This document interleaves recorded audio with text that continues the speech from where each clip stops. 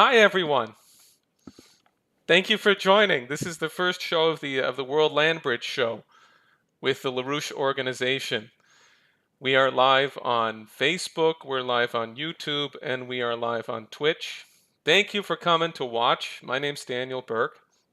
And well, let me just get a couple of ideas about what we're trying to accomplish here. And then I would like to actually, go through a strategic briefing for people.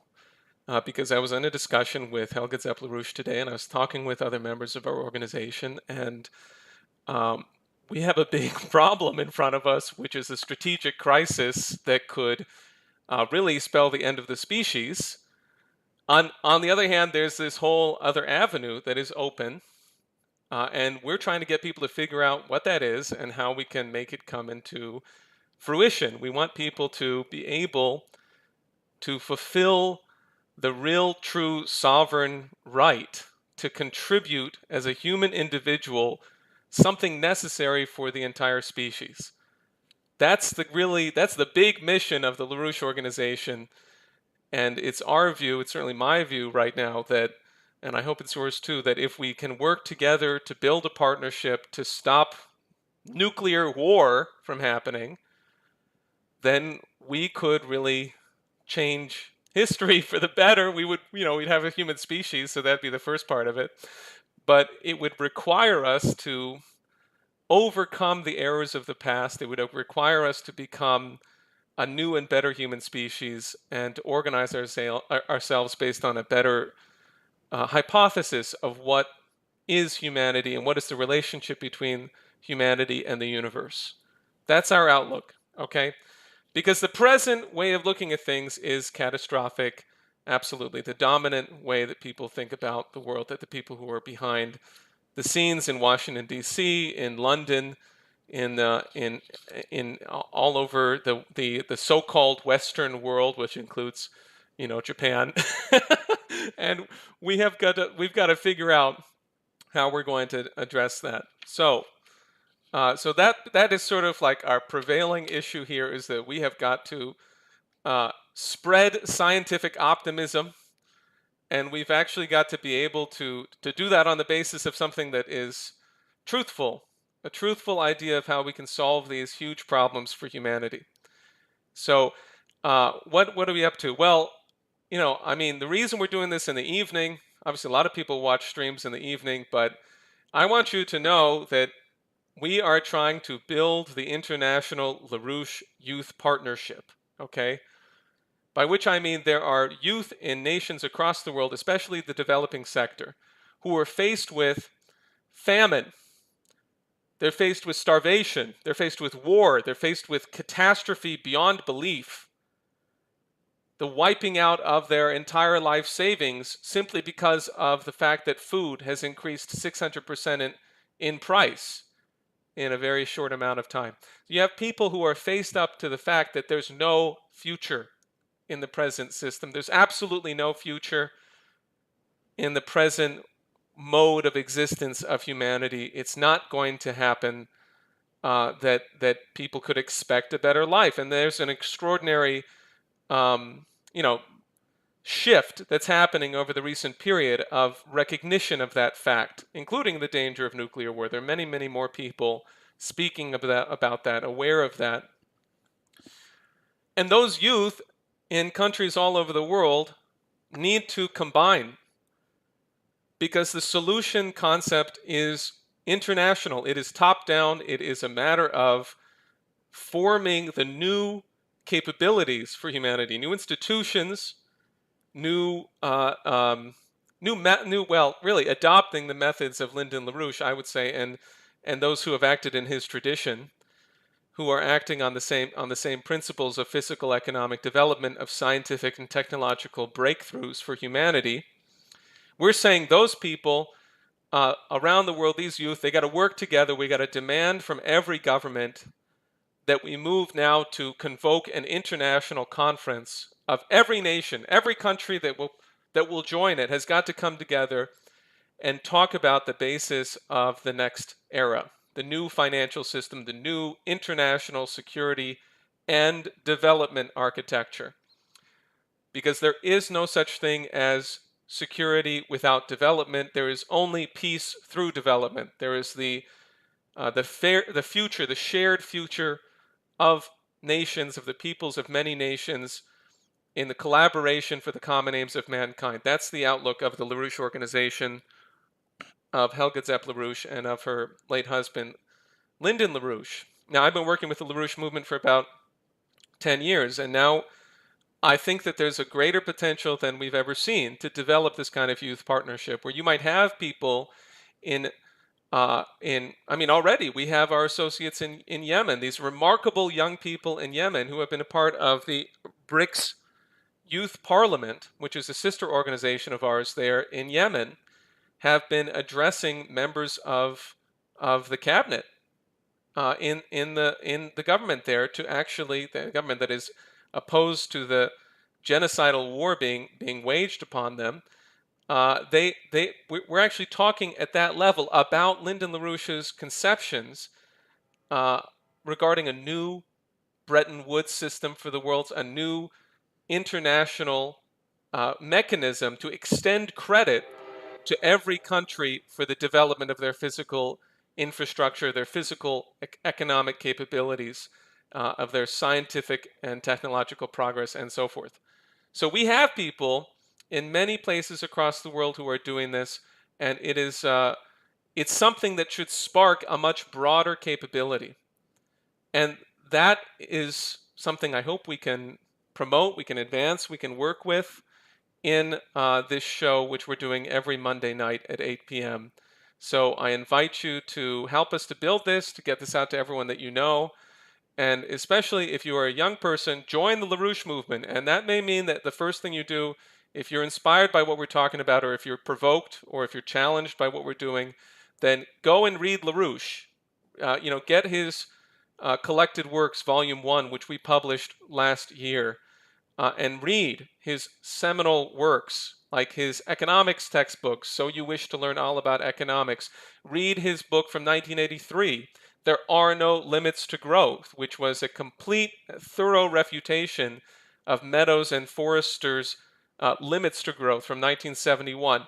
Read these documents. Read his Science of Christian Economy, written while he was in prison, sitting in prison because of the actions of the Bush family, of Kissinger, and others to try to push him out of the way, to slander and abuse Lyndon LaRouche, the person, and his movement, and to prevent his ideas from coming to fruition. Read these works. Read his prison works.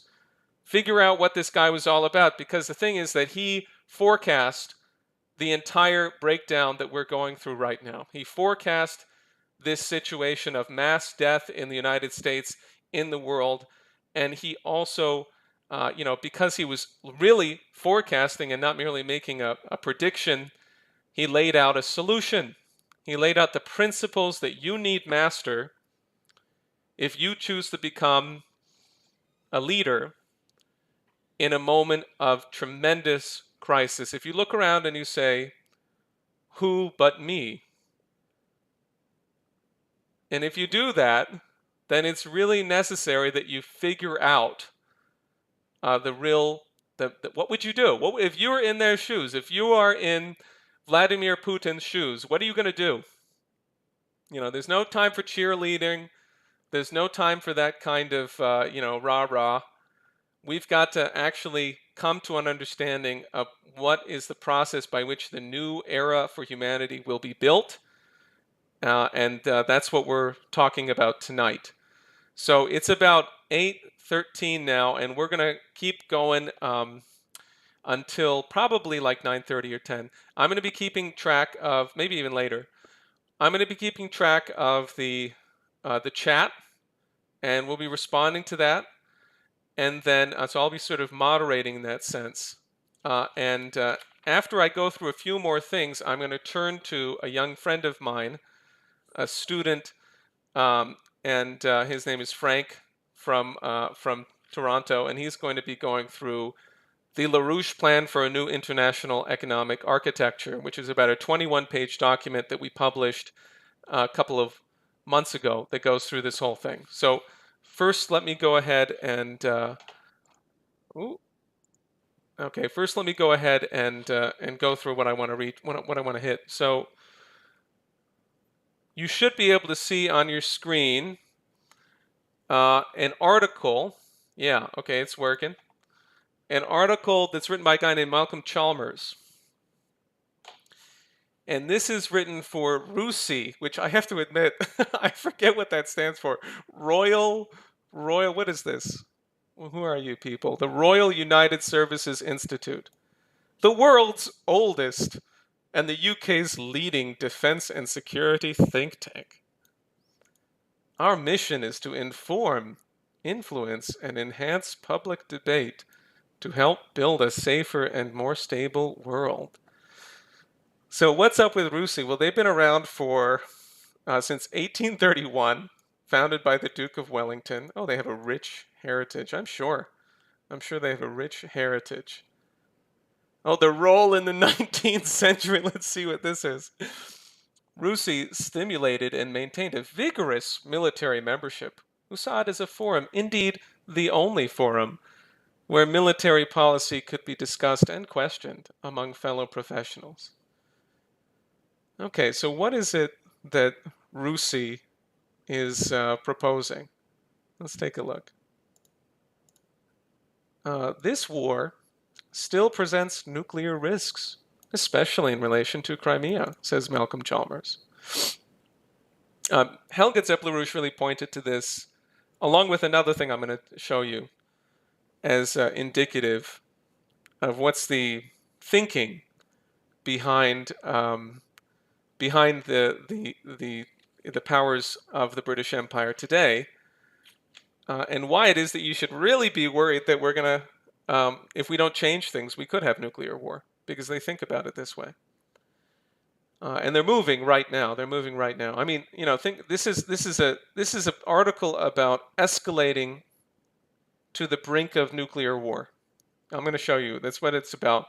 It comes right after Italy, somewhat provoked by the Pope, has put forward a proposal for peace agreement, for cooperation, in other words, for negotiation. Excuse me, between the United States, between Russia and Ukraine.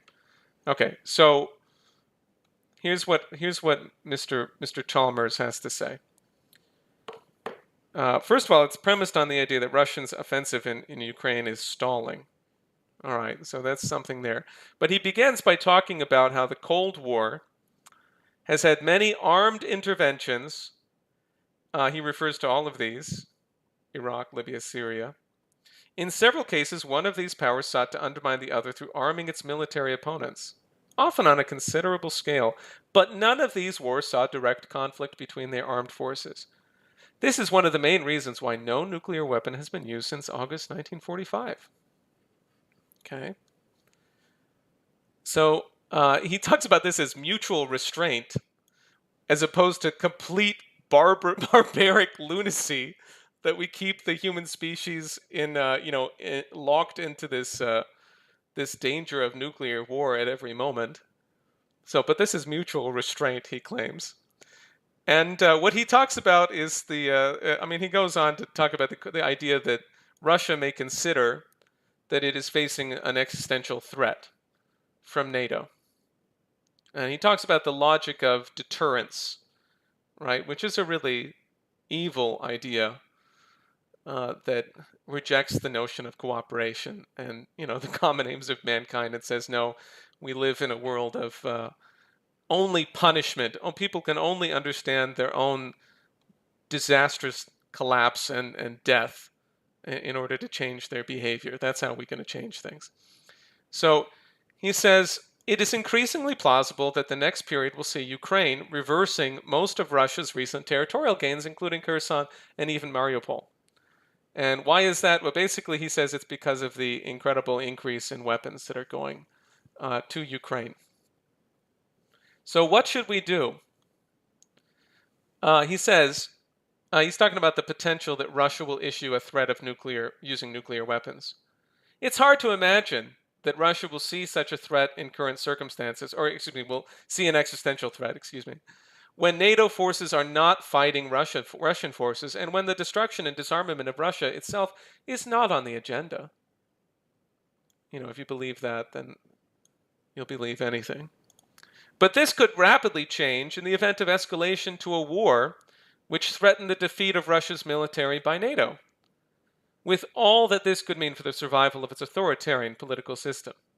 If it did come to this, operational pressure for preventive attacks on one side and growing public panic on the other would place a premium on leaders taking the right decisions at the right time in conditions of imperfect information and high emotions.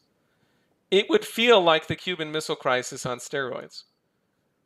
Right? He's saying this is a good thing, by the way. He's saying we want a Cuban Missile Crisis on steroids. That you want to put Russia... Oh, no, we don't want to destroy or disarm Russia. No. But we want to put them into a growing public panic, into a Cuban Missile Crisis that would force them to take the right decisions. Now imagine what the British Empire thinks the right decisions are for Russia. Then he proposes the following, to which Helga said that we should boil the British frog. That we should really shut down this kind of lunacy and bring about a sane call for a better future for humanity, for a new security system, a new security architecture. But no, Mr. Chalmers says we need to boil the Russian frog. Pretty remarkable that he thinks he's in a position to treat Russia as a frog, to treat Russia that way. What does he say? Well, he talks about the increase of this. He talks about how that Ukraine is going to reverse Russia's recent territorial gains, but that's not going to cause a credible nuclear threat. Okay, that's not going to cause a nuclear threat would not credibly deter that. Okay, there we go, because Russia doesn't necessarily claim those territories to be their own. So what does he say? If there is an escalatory risk, it will be in relation to Ukrainian attempts to liberate the territories it lost in 2014, meaning Crimea. Okay, so if you lose the Donbass, then that would be a humiliation, but it's not an existential threat. That's why you got to go to Crimea. If we can get Crimea to be hit with escalating attacks from Ukrainian forces, then we could put Russia into an existential crisis. And then they might actually use nuclear weapons. That's what he's saying. Precisely because of the peril inherent in such a situation, a nuclear crisis of this sort could make it easier for leaders to make difficult compromises. Provided that the war was ended and the blockade of Odessa lifted, Ukraine's leaders might be willing to postpone a settlement of the Crimea question. For Putin, the failure of the invasion and the subsequent success of the Ukrainian counteroffensive would have been a massive humiliation. But he would at least be able to argue that the might of the Russian strategic arsenal had, at a moment of great national weakness, successfully deterred NATO's designs for dismembering Russia. This could be enough for both sides to avoid the worst outcome of all. I mean, what a sick outlook. What a perverse and evil way of thinking. That, this last sentence, of course, he's doing everything possible to try to create the conditions for nuclear war, and claiming that that's going to be how we're going to get peace. So this is the outlook of the British Empire, of their major institutions. This is what their logic tends toward, is that you would actually take mankind to the brink. I mean, LaRouche often talked about Milton's Satan, Milton's Lucifer, who would rather reign in hell than serve in heaven. And that's what we're up to, right? These people are going to take us to hell. They're going to take humanity to hell if they don't get their way. That's the psychology of the British Empire. Okay, so why? What is actually going on with them that they think this way? What is causing them to move in this direction? Well, we have this report. This report published, I think, about a week ago, breaking the China supply chain. How the Five Eyes can decouple from strategic dependency. What a bad word. And where does this come from? I mean, along with these nasty people like Marco Rubio, people know. I don't know these people very well. Where does it come from? It comes from the Henry Jackson Society. What is the Henry Jackson Society? Oh, this is May 2020. I may have gotten myself confused with the document, but this is the right thing to look at. I'm gonna have to go back and double check what was being referred to. Well, let me start talking about this while I confirm what's going on there. Because this is the basic strategy. This is the strategic outlook. The strategic outlook is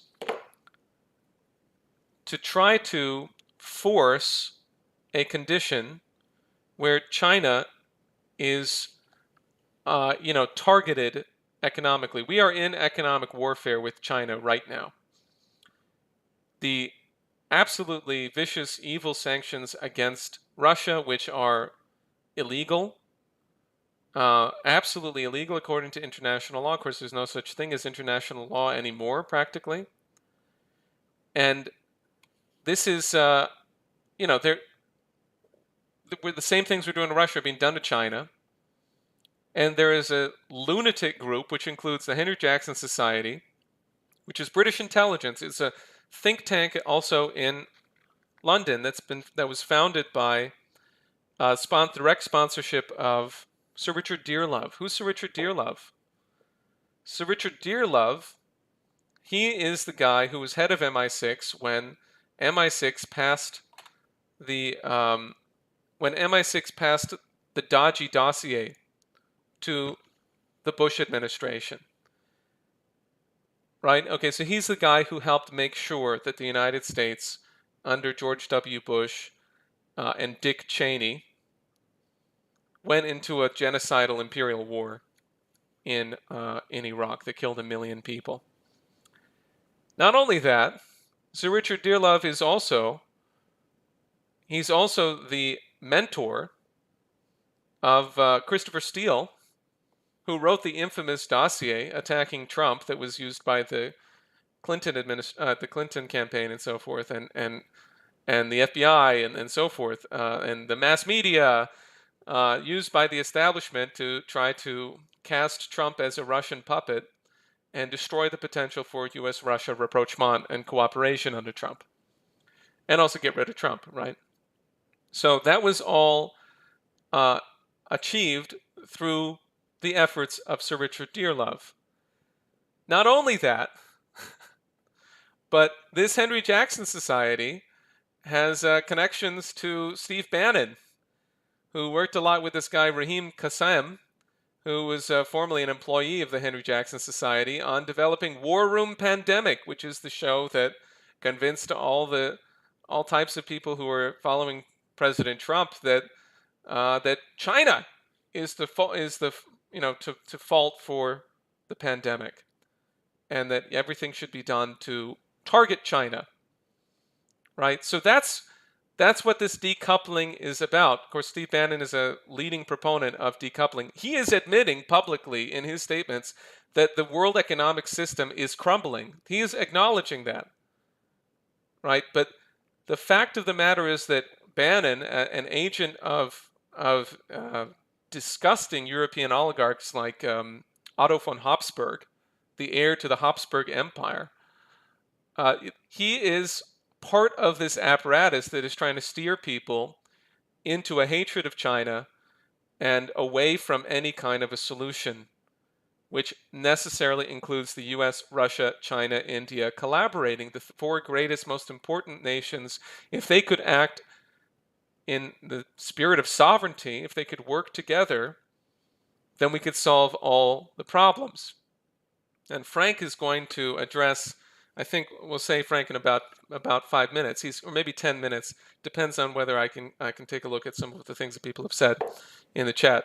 But Frank is going to address just how it is that Russia, India, and China can work together to create a new economic system. Because they don't have to deal with what the British Empire is dealing with right now, or they do have to deal with it, but they're not going to go along with it, which is a policy of supporting the everything bubble, this outrageous hyperinflationary breakdown. They're trying to continue down that road without putting the system through bankruptcy reorganization, without canceling the bad debt, which is what we need to do. They're trying to force, under conditions of world war, they're trying to force a situation where they get to be free of their debts and other people accept the debts, where other people, accept the punishment, which is effectively Dark Age.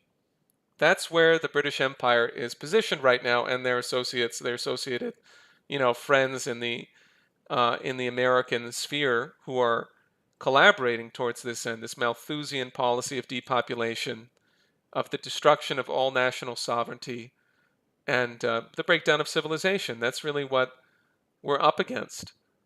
So it's an economic policy coming from the British Empire, coming from the City of London and Wall Street, coming from the supranational financial oligarchy that runs the offshore banking system, that runs up to $2 quadrillion in debt, a bubble in debt, at least publicly acknowledged that 600 trillion of that is derivatives, worthless gambling debts, and they are committed. They're not accepting the fact that this is over, and that we're going to have national governments come in, write this off, and act on an emergency basis to solve the problems of mankind, like the galloping inflation and the conditions, the global condition of hyperinflation that is destroying lives right now as we speak. Human beings are being destroyed by this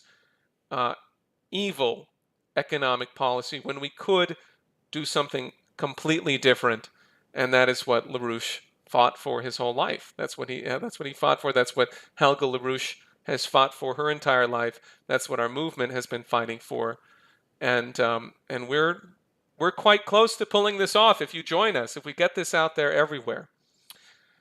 So, having shown you what these people are thinking, what do the British intelligence apparatus think? What do the British Empire believe? They think they can push everything to nuclear war, and that's going to be for their benefit. They think that they can decouple from China, that they can somehow target China economically with ever greater economic warfare, and that's going to be to their benefit.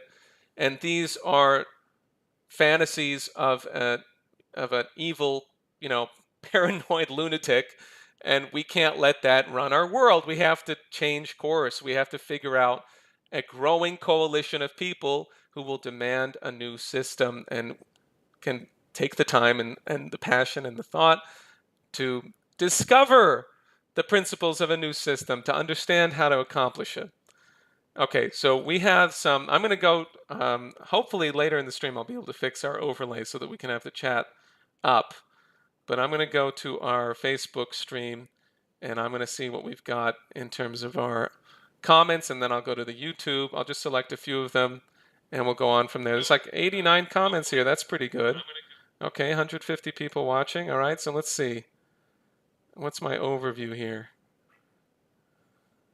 All right, well, we're going to check out that. I guess they got the comments right here. All right, I can't seem to get the comments to come up on Facebook in a way that is easy for me to read. So, but that's good. Glad to see everyone watching. Thank you for watching. Please like, share, take a moment right now while I'm getting this together to do that, and then we'll go to Frank after that. So let's see. Oh, good. All right. All right, so on Twitch, we're pretty much non-existent, so we'll have to build that up. But now I'll go to YouTube. And here we go. We got about 50 people watching. All right, so let's see. All right, Isaiah, glad to see you. Oh, good. Invalid Arg Orvo, thank you guys for coming to watch. All right, throw any questions or comments in here. Someone says, teach people to feed themselves. 100 years ago, most people grew 75% of their own food consumption. Get away from help from others. Oh, what a nice sentiment, but a completely idiotic opinion. That's a terrible idea. We need to actually have like massive agriculture. We need to double the world food system, the world food capability. You know, our friend Marsha Mary Baker has talked about this in depth. You'll hear about it from Frank, but that's idiotic. No, people cannot grow their own food. We need to have the development ever more of an increasing investment into every child that is born, an increasing level of physical, not monetary, but physical investment into the development of every child that is born so that they can reach the standard that is required for them to become the geniuses we need to take mankind into the galaxy, which is where we're going next. So, no, we do not need people to grow their own food. Americans are hungry. That's absolutely true. Okay, so a lot of good thoughts there. Thank you very much. All right, and Frank Shi, I'm looking at the control room here. He looks ready to go. So I'm going to unmute you. And let's go to this. Yeah, okay, there we go. Hi, Frank, how are you? I can. I'm getting that double. I hope that David DeBroad is watching and he can give me any technical support. Oh, now it's working again. It's working. Okay, your audio is fine. Your audio is fine. Okay, so tell us what you're going to do. Welcome, everyone. This is Frank Shi. He's fantastic. You're going to like him a lot. Go ahead. Tell us what you're going to do.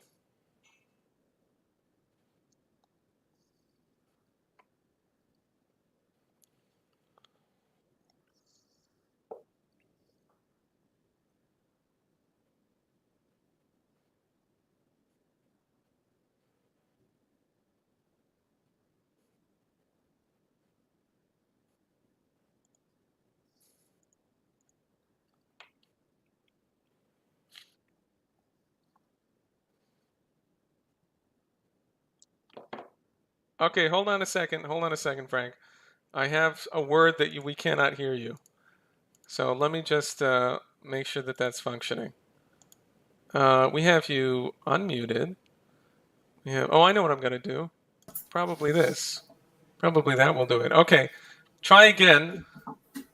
Yeah, Dave's calling me, but I think I got it. Hello, can you guys hear me? Okay, we'll wait 10 seconds for them to hear you. Yeah. Are you watching the YouTube chat? Let's see. Maybe our friends on YouTube can tell us whether we can hear you.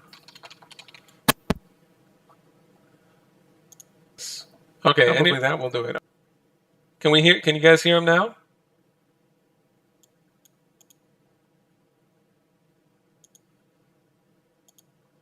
Okay, it's fixed. Great. Okay, good. All right, then you go right. Thank you, everyone, for waiting on me. Okay, I suppose I'll start again. Hi, everyone. My name is Frank. I'll be presenting on the LaRouche plan for a new international architecture. So the recent developments in 2022 have made it very clear the accuracy of the predictions made by the late Lyndon LaRouche over the past 50 years. He predicted an unavoidable crisis from the breakdown of the post-Bretton Woods system that began with Nixon taking the dollar off the gold standard in 1971. This floating exchange rate financial system that he created has led us to the crisis that we see before our eyes right now. World production of physical economic essentials like food, raw materials, and energy are plummeting. Hyperinflation of financial aggregates like derivatives and other monetary instruments are leading to soaring prices of consumer and producer goods, making them unobtainable for large portions of mankind. Pandemics of old and new diseases have taken the lives of millions of people around the world. And we now see that world famine is on the horizon. Of course, Western leaders and their mass media blame Putin for the situation we find ourselves in. They're shifting blame. The real reason is the decades of destruction of what Lyndon LaRouche called the potential relative population density of mankind as a whole. This is a metric that he created to measure the power of a society to reproduce itself at ever rising levels of well being, science, and culture for a growing population. What's been going on for the past 50 years has been the destruction of these pillars through the austerity imposed by the City of London and Wall Street, who are continuing the tradition of the British Empire. How they're doing this today is through this radical decoupling of the world economy into two enemy blocks of the NATO dollar bloc and the Belt and Road bloc. These blocks are meant to be plunged into a catastrophe of depopulation and war, perhaps even thermonuclear war, something that would involve hydrogen bombs and the death of billions. We can see the effects of this now by the effect that the Ukraine situation has had on the plan of the Belt and Road Initiative, which was a plan to integrate Europe and Asia with rail lines going through Ukraine. It's becoming very clear that we must apply Lyndon LaRouche's solution to the crisis while there's still time to do so.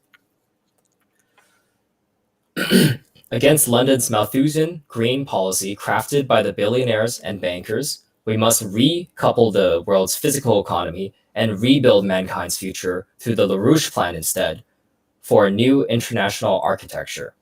With this plan, we will create a program of security and development for all. So let's take a closer look at the current crisis that we're facing. Frank, let me stop you for just a quick moment. I want to make sure that you can see what you need to see. You know what? I have to work on making sure that the screen is showing properly. Okay, for some reason this is off. So what if I do this? Okay, I'm just going to do it like this because for some reason you couldn't see it that way. All right. But can you see what's going on the screen, Frank? Through the call, you mean? Yeah. No, I can't. I can only see it through the the video. You can see it 20 seconds later. All right. Yeah. Well, we're back on track here. So I'm going to follow along and move it along as you go. But please continue. That's great. Okay. So the first issue that we're looking at is the food and agricultural emergency. It is clear to experts around the world that we are looking down the barrel of a global famine. Liu Zhiqing, an economics researcher from Zhongyang Institute for Financial Studies in Henan, has said that COVID created the conditions for the starvation of 200 million people. But with the recent sanctions as a result of the situation in Ukraine, that number is now 1 billion. Before the Ukraine situation, the World Food Programme also predicted that 230 million people were nearing famine.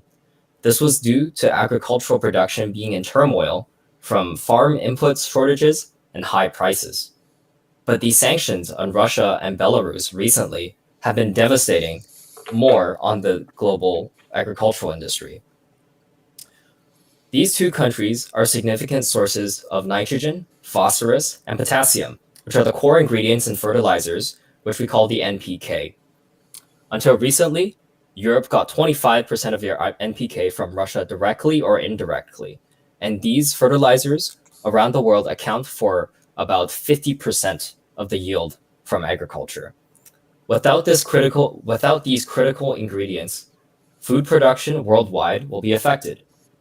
Among those would be wheat, corn, rice, and pretty much all other staple crops.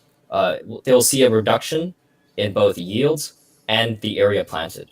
You know, can I just jump in here and say that we were on this discussion with Helga, and she pointed out she had a conversation with a German farmer who said that who showed her what happens with fertilizer. If you have one stalk of wheat, you might have 100 corns on it, meaning 100 kernels of wheat, and without fertilizer, it might be 30, 35, like that it's disastrous. It's completely outrageous. And like you just said, that's just on the scale of one. And compare the fact that you're not going to be able to plant as many acres either.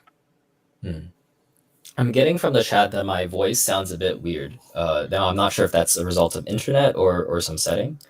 It's the same thing we were dealing with earlier. I thought we had it fixed, but for some reason it didn't. Let me see. Maybe if I do.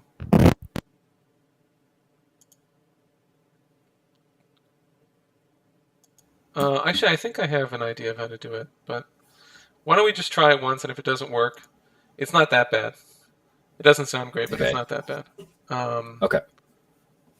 Yeah. Go right ahead. I'm not going to fiddle with it too much. All right. So this this shortage does not extend only to fertilizer. The break in grain and other commodity exports out of the Russia, Ukraine, Belarus agricultural zone is a global food emergency in itself. Russia and Ukraine together accounts for about a third of global grain exports yearly. This is especially devastating for the Middle East and North Africa, which gets 70% of their wheat imports from these two countries. Ukraine also produced 19% of the world's corn exports, and Russia and Ukraine together account for 75% of the world's sunflower seed oil exports. The impacts of these shortages on the consumer market has been that the price of food is soaring, and the billions may be unable to afford or find their meals. I'm sure that you've seen your own grocery stores have to raise their prices on certain goods. But extend this to the entire global market, not to mention that Canada and the United States are actually food exporters. So these issues are a bit reduced here, although they still impact many people. So now we've created an action plan to address this shortage in 5 steps. Number 1, national governments must mobilize their industries to direct food supplies to the area of their countries where it is most needed. Critical resources must also be channeled into industries that maintain supplies of agricultural inputs. Number 2, nations must also provide support for independent, family-scale farm operations and corresponding food processing operations everywhere. This may include parity pricing, credit, and infrastructure, and these will help give family farms around the world a boost to growing and selling the food that they produce. Number 3, the goal is to double food production to end hunger. If each person requires half a ton of grain every year, the world harvest should be 4 billion tons. But right now, we only produce about 2.7 billion tons, or about 2/3 of what's required. Number 4, cancel the Green Reset framework and other environmental programs that reduce agricultural land and water in the United States by 30% by 2030. This will enable new lands to be developed for agriculture. Number 5, Ukraine, after a peace agreement, will be an asset for world agriculture. It's blessed with good water access and fertile soils and plentiful land. Because of these, Ukraine can be redeveloped into a global agricultural power. Now, the effect of the sanctions don't only extend to agriculture. They also extend very much to, as I'm sure all of you have heard, the energy sector, particularly oil and natural gas. I just want to stop for a quick second and tell you that, when we've been out petitioning, a few of us have been out petitioning for Diane Sayre's campaign for U.S. Senate in New York. SayreForSenate.com, I understand, is her website, and I encourage you to visit it and to support her. But we were out there campaigning or petitioning, not campaigning, exactly. And we met people who were like, we just pointed at the grocery store. We did this outside of grocery stores, and we said, you should sign this. Please, would you sign this petition for this candidate to get her on the ballot? The LaRouche Independent, Diane Sayre, SARE, SayreForSenate.com, and then they said, well, why should I sign for her? And we just pointed at the grocery store and said, how about the fact that the politicians have no ability to address this crisis, and that it's not It's not something minor, it's something gigantic that's getting worse all the time. And there's a great amount of understanding about that. And I stopped right here also because we had one person who came up and said, "Why are my energy bills so high? Is it because of the solar panels?" And we said, yes, exactly. This is related. It's not exactly the same thing, but it's the same issue, which is the energy flux density in the production process. So go ahead, excuse me. Yeah, I also saw a comment about soil leading nutrients. There's sort of a debate in the chat about manure, right? Um, but of course, yes, manure has been used for thousands of years effectively to help replenish soils, but it's only one part of the entire system. I mean, manure is still a very primitive form to improve agriculture. I believe that the original Thomas Malthus, of which the term Malthusian is credited to, thought that we would run out of land in the world to feed everyone, right? But what he didn't plan for was the Green Revolution that was particularly spurred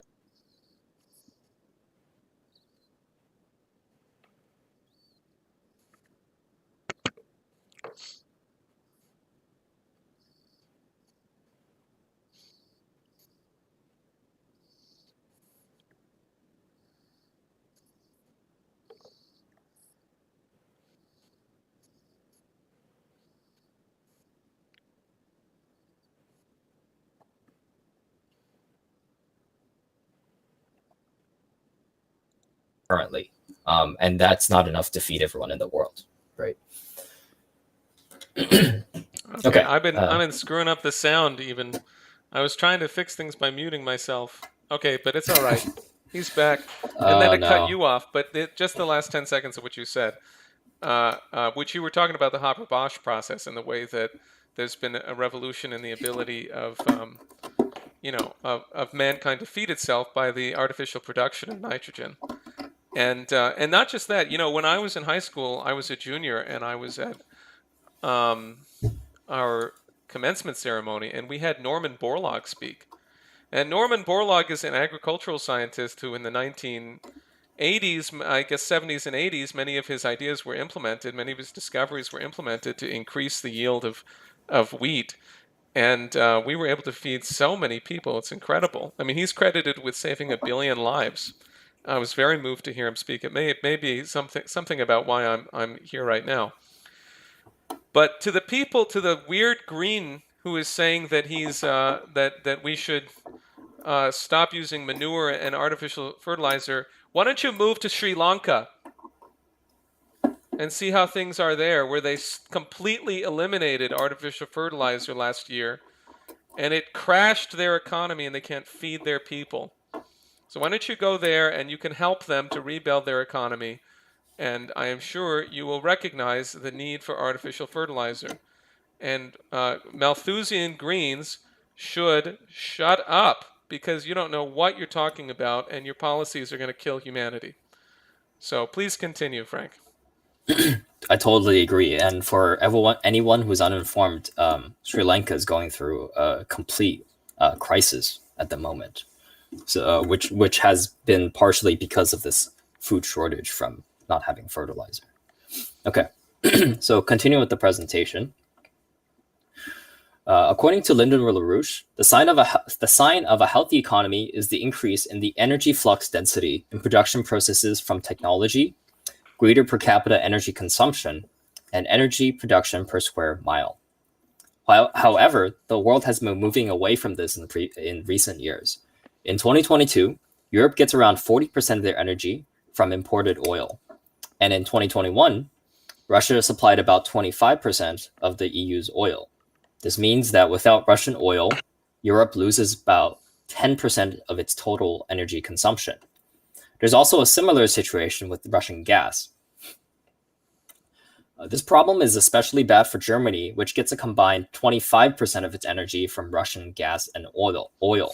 This source is also not readily replaceable, so Germany is probably going to suffer this shortfall for many years. Although Germany has not yet completely banned the import of Russian gas and oil as of today, it is planning to eventually reduce these imports to zero by the summer.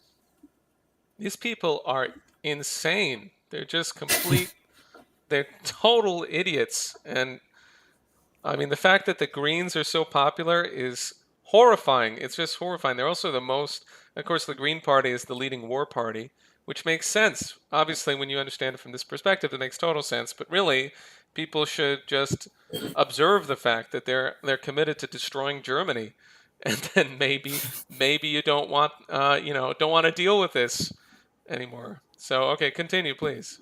Yeah, it's just crazy that Germany had this had a lot of nuclear power plants, and then they had this huge anti-nuclear movement, which was because of environmentalism, and funnily because of that they started relying on oil and gas power, which would be supplied from Russia because Germany doesn't have its own oil, right? So ironically, the Greens made it so that they had to rely on these oil and gas, Russian oil and gas, and now because of them, they're having the Russian oil, they're cutting it off to themselves, right? They're imposing these sanctions on Russia. So it's almost it's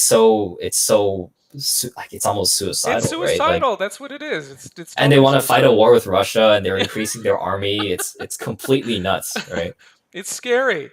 Yeah, Yeah, and it's you know, nuts. if anyone's familiar with the Second World War, a big reason why Germany invaded Russia was because Germany didn't have oil and they needed to secure a source of oil. So that's why Germany invaded Russia. Hitler invaded Russia in the Second World War. That was a part of it, right?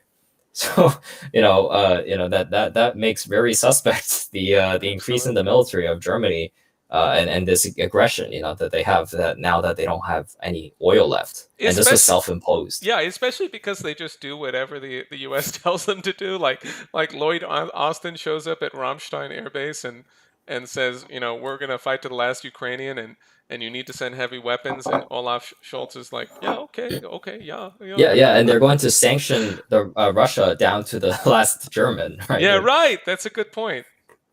All right, Yeah. keep All going. right, okay. Let's continue. So the result of this has been that energy prices have soared Oh, due to global financial speculative responses to the Ukraine situation, which is why you see oil prices in the United States, such as at West Texas Intermediate Oil, trading at at $68 per barrel 3 months ago on December 20th, 2021, and it was trading at $112 per barrel on March 21st, 2022. And as many of you are probably aware, the prices today, on May 23rd, I believe today is much higher than March 21st. So this is even worse, right? And similarly with natural gas in Europe, it was 2,190 per cubic thousand meters. It goes up to $4,000. And then for thermal coal, for power generation, it has went from $134 per ton to $460 per ton. And all of these are data from March, so they're much worse today.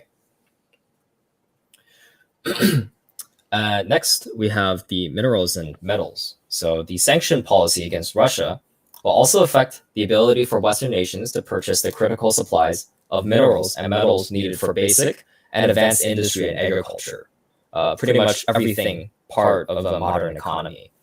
NATO and its allies have threatened to sanction the countries still trading with Russia. Russia is part of the Shanghai Cooperation Organization, the SCO, which is a group of countries also including China and Kazakhstan. This group of countries produce the vast majority of the world's 42 most critical minerals. Of these top 42, just the three countries mentioned produce 30% to 90% of the 16 most important minerals. The list of minerals include bauxite, graphite, lead, copper, titanium, silicon, gallium, nitrogen ammonia, and phosphate rock. All of these are incredibly critical to all modern industry. And also electronics and modern agriculture. And they would completely not be possible without these critical ingredients. Ukraine and Russia specifically, these two countries are major sources of neon gas, palladium, and nickel, which are very important ingredients used in automotive manufacturing. let's stop for a moment. This is great, Frank, and we have some very understanding and supportive people in the chat who are trying to help us deal with the echo. There's a bad echo. Is the echo from me, or is it just from Frank? Now, I tried a couple of things, but when I tried them, it just muted you. So I'm not quite sure what's going on here. If we go to, it must have to do with. What do you think? I can try to leave the call and then rejoin the call. Oh yeah, that worked last time. Be Why real don't quick. you do that? Yeah. Okay, hold on. I'll be right back, guys. Yeah. Okay, so we're going to try to fix that. But let me, in the meanwhile, here's a message from your sponsor, as they say, which is you got to go to the LaRouche.org, and you have to go and sign up and donate and become a member. You can give $25. You could give a monthly $25. You could give, $10, $5. You can give $1 million. Anything like that is fine. And contribute.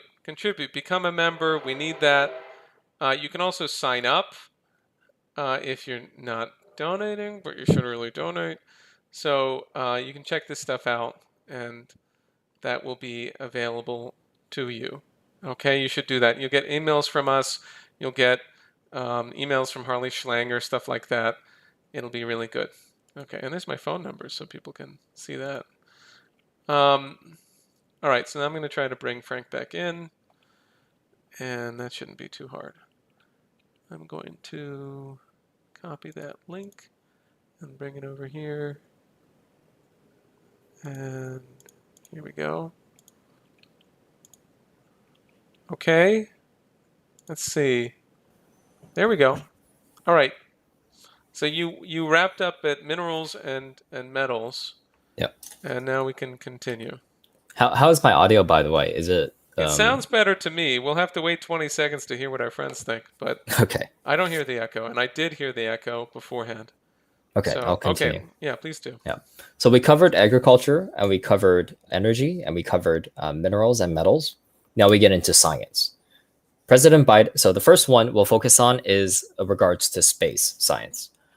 President Biden's sanctions against Russia's space program will be a huge blow to space projects around the world now and in the future. The European Space Agency's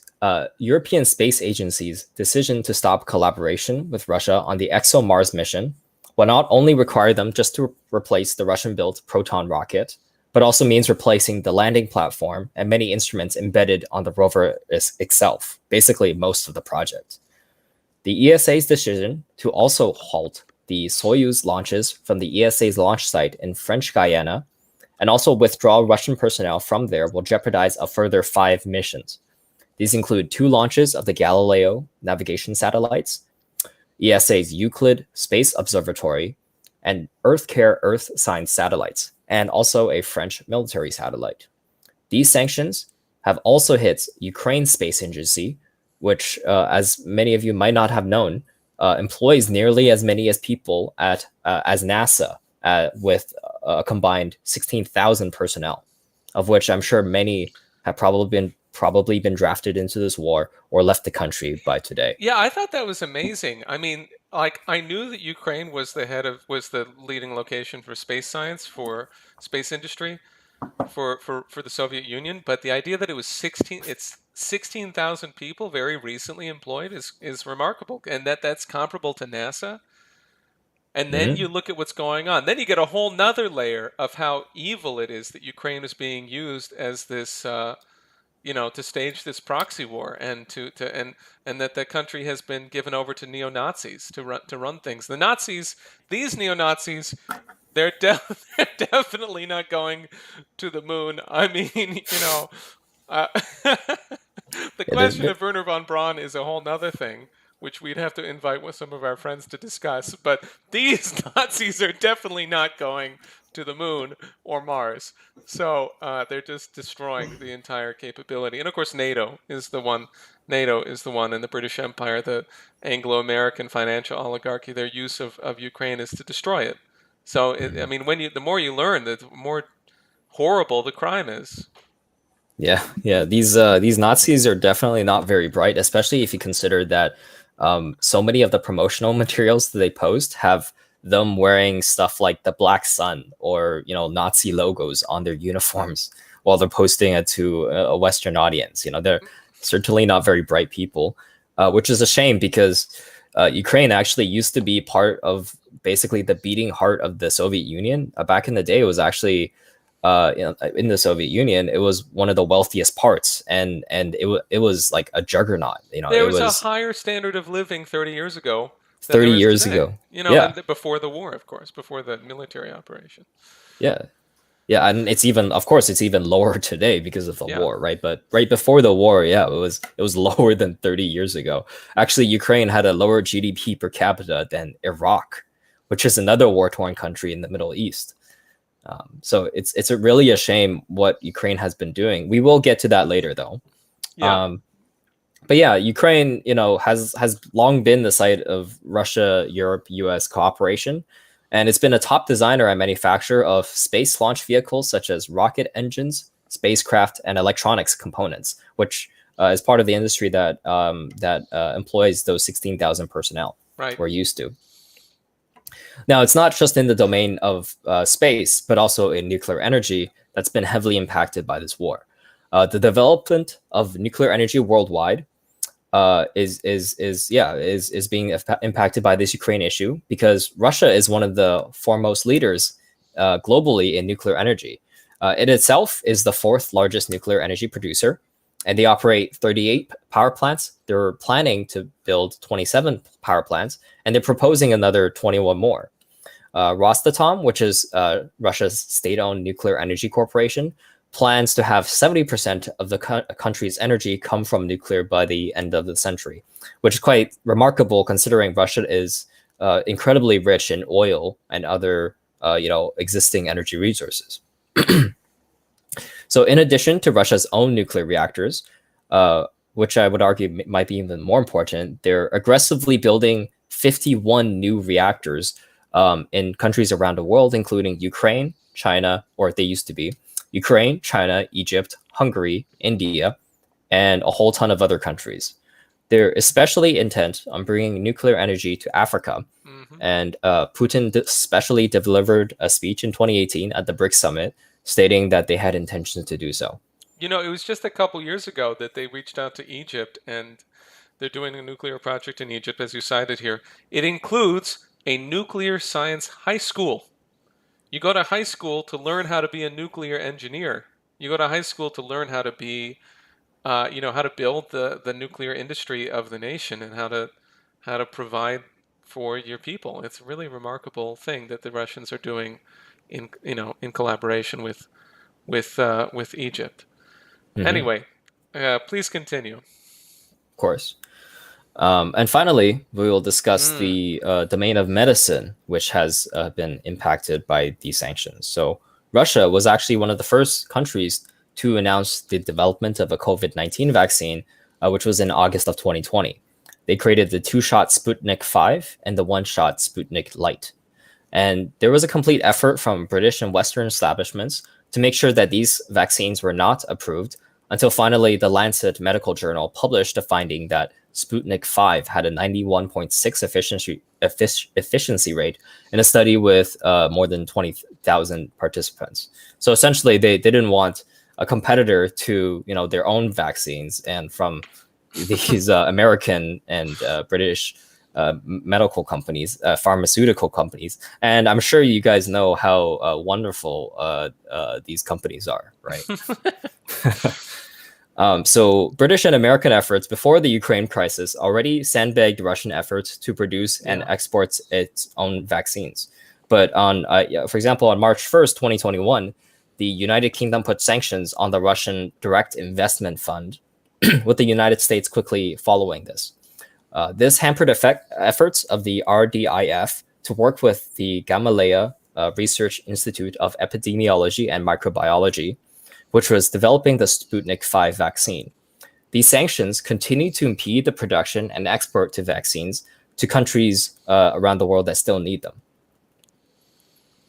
And finally, we get to the LaRouche Action Plan to create a new international architecture.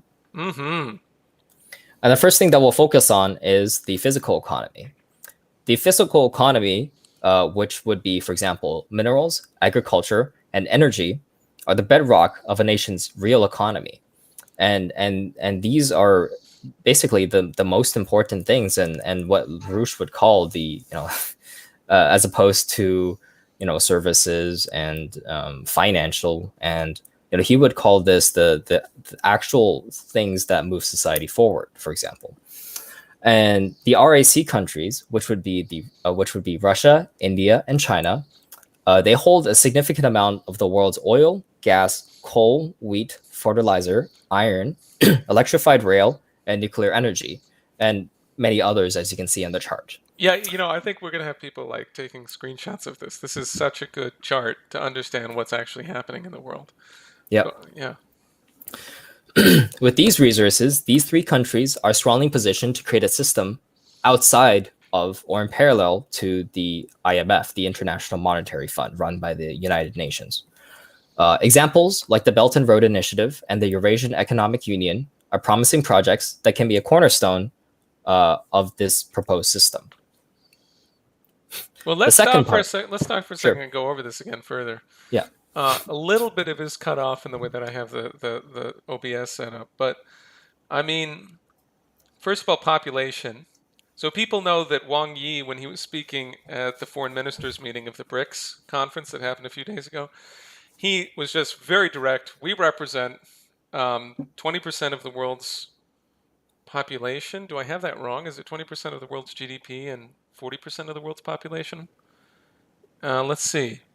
It's got to be 40% of the world's population, right? Yeah, it is, because the two countries by themselves are much greater than 20%. Yeah, so 40% of the world's population in the BRICS. Incredible. Oh yeah, it's right there, 38%. I must be an idiot. Okay, it's right there in front of me. That's just Russia, India, and China. That doesn't even include Brazil and South Africa. Then the wheat. And by the way, of course, India had a proposal to greatly expand wheat production to help feed the world, and in the present conditions, they had to cease all agricultural exports to make sure that the population will survive the food crisis. China, of course, is being blamed by Bloomberg and so forth for hoarding food, which is driving up prices. Of course, is complete lunacy, evil from the Malthusian Sir Michael Bloomberg's media outlet. From the Order of the British Empire. Anyway, I mean, just incredible production. 42% of the world's wheat, 45% of NPK fertilizer, and if you include Belarus, what's that, like 60%, 65%? Belarus is a gigantic amount. Oil in right here. You can see, of course, major new agreements were made back in February between Russia and China for the great increase of export of Russian oil to China and gas. Gas, 23%. Nuclear power generation, 23%. But look at that. New nuclear capacity is 45% under construction or planned. Gigantic.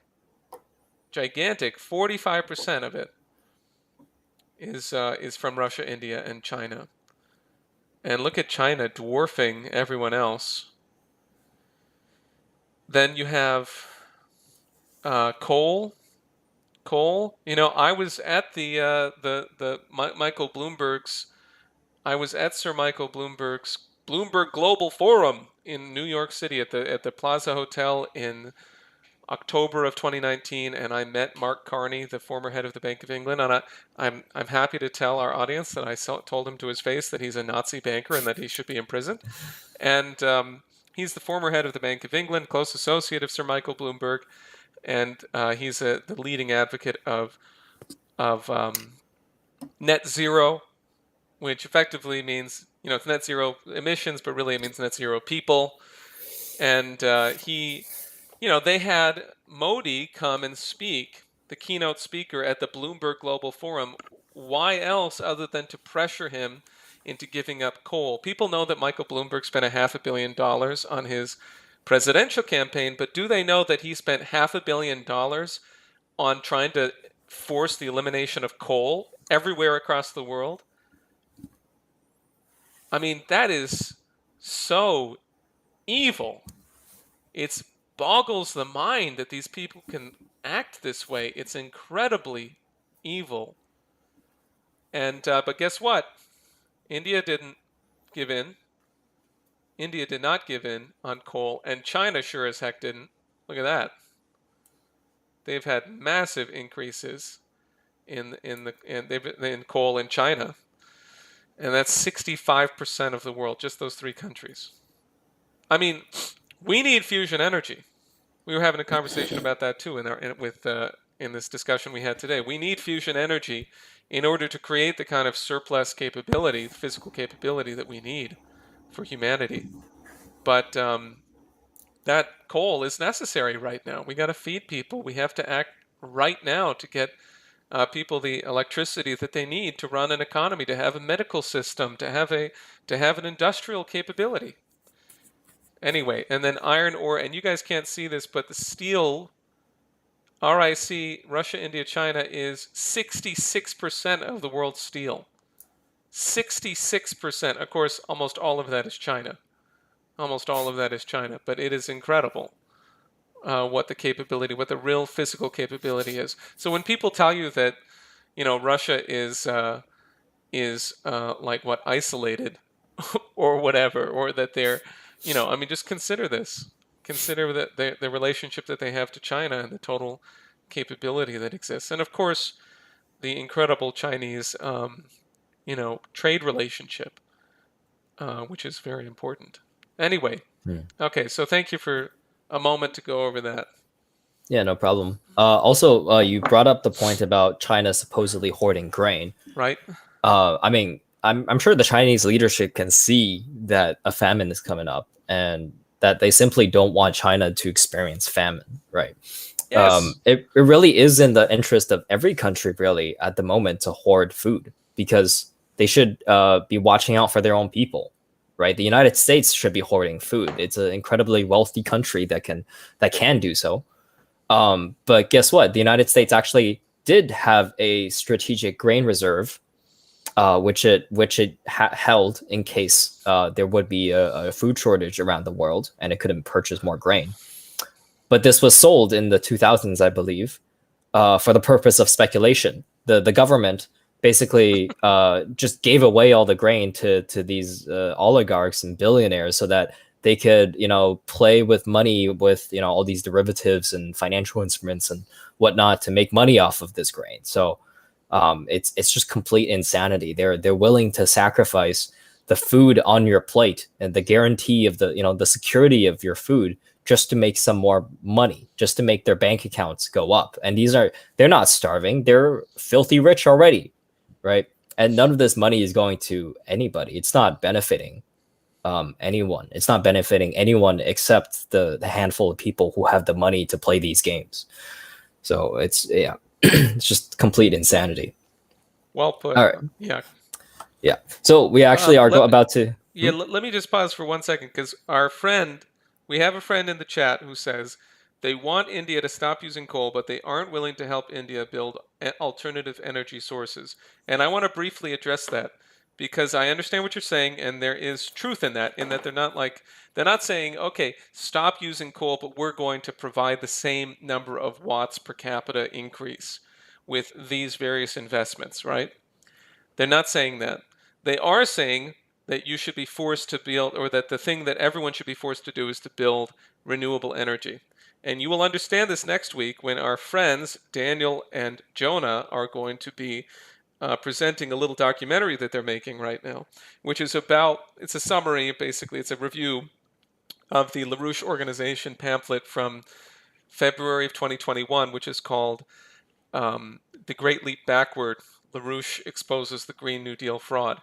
And you'll see there that, look, the renewable energy sources, so-called, they are not renewable, they are interruptible, they are unreliable, they are a disaster for humanity, and they're not going to work. They're not what you do if you want to provide the future for humanity.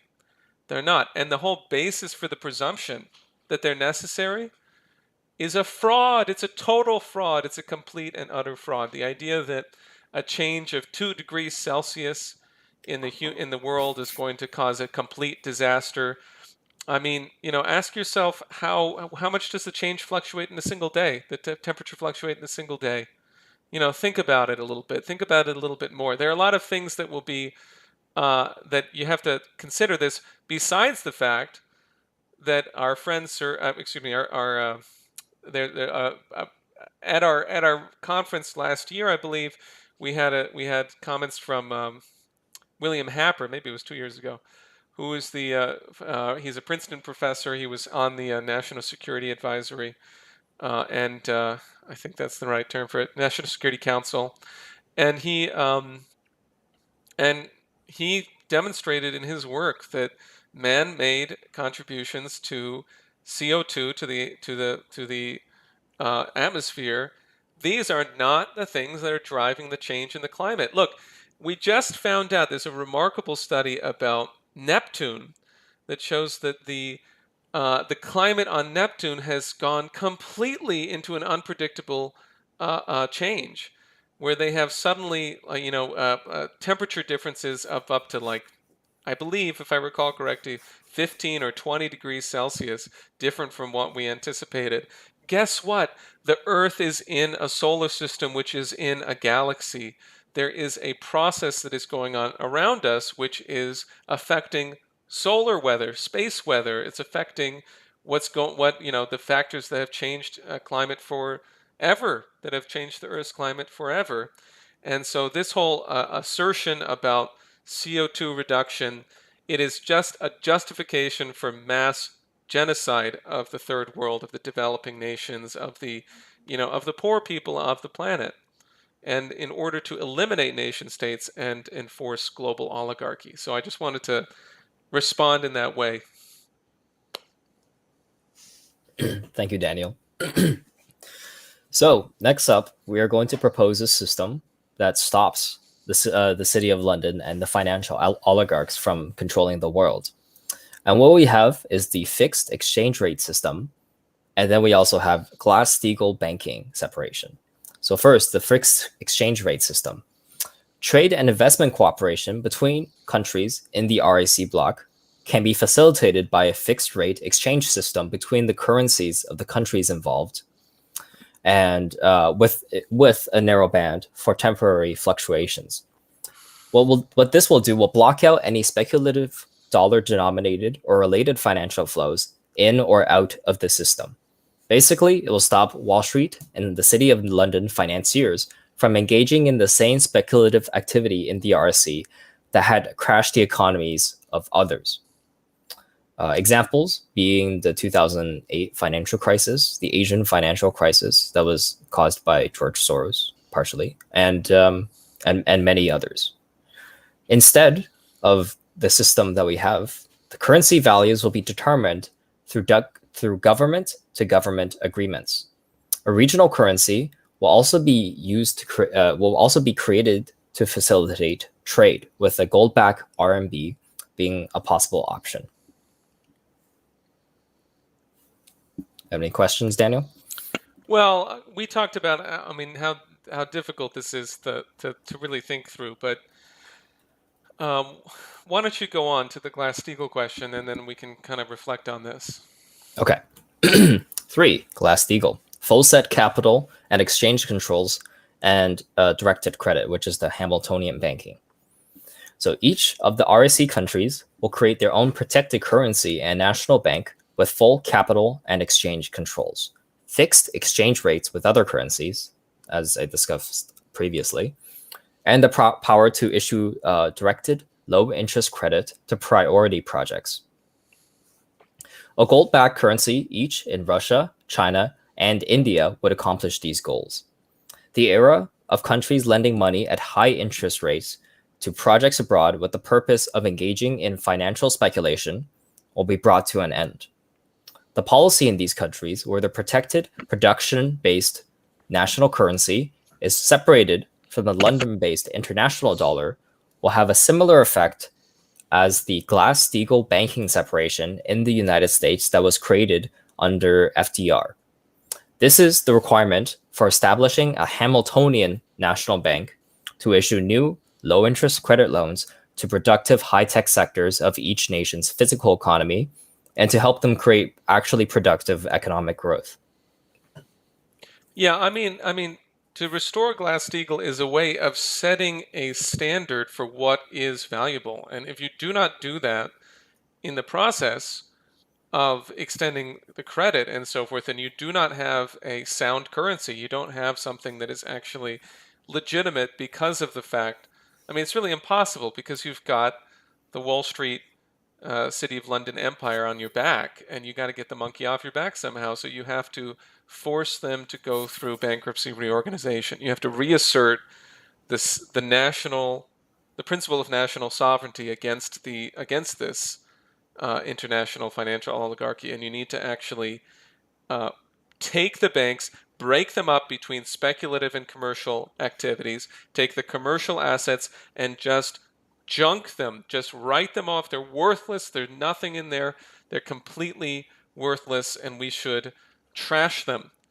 And there's no bailout for any of that. And the point is that if Russia, India, and China go to their own system that is no longer part of the London dollar system, because the massive amount of dollars in the world are created in London, then they will have the means to defend, to sort of draw a line between their system and the collapsing British imperial system.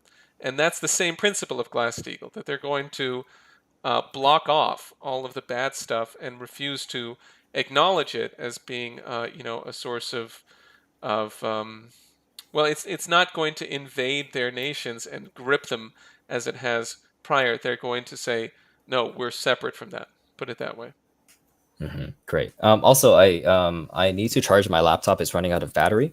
So I think if you can also discuss what it means to have a Hamiltonian national bank, Yeah. and what is what is a currency based on productivity, and then yeah, and I'll be back. I mean, that's a great big question. So I'm definitely want us to take time, maybe, another time where we can really seriously prepare for that to discuss it with people. But first, I'm also going to take this moment to break off and to advise everyone about an event that's happening Thursday morning. So, Frank and I are talking. We're doing our best to communicate what we understand, but there are going to be some really important people, important in terms of their voices, in terms of their commitment to the truth, who are going to be speaking on the Schiller Institute website, on the Schiller Institute YouTube, on Thursday morning at 11 a.m. Eastern.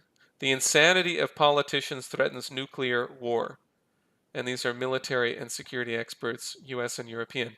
So who are we talking about? Well, people know about Scott Ritter. He's got a really high profile right now among people who are following what's actually going on. Scott Ritter is part of the Veteran Intelligence Professionals for Sanity.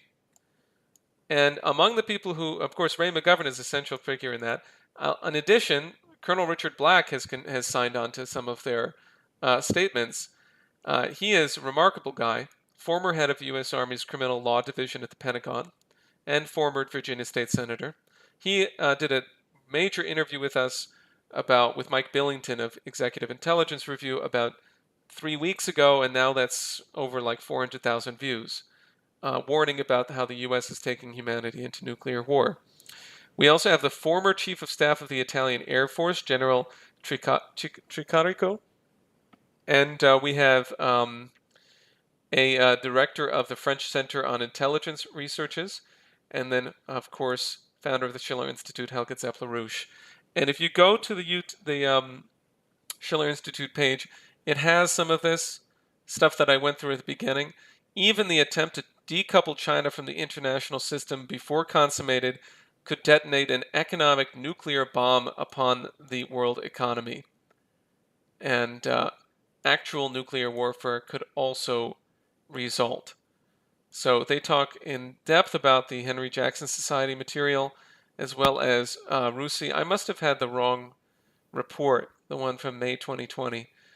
But anyway, that's what they've been pushing the whole time.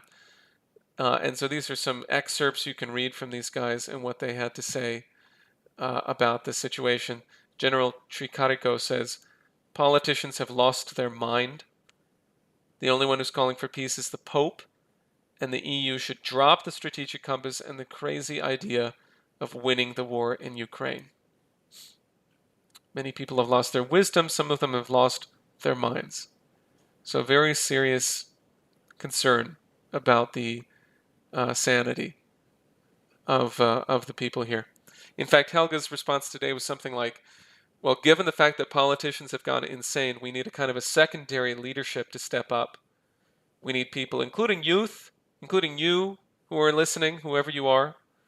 We need people to step up and to actually get more people engaged to provide leadership, reaching people in all levels of society, but including those people who are in institutions, who are professors, who are have a voice, who are former officials of the government, and get those people to speak up.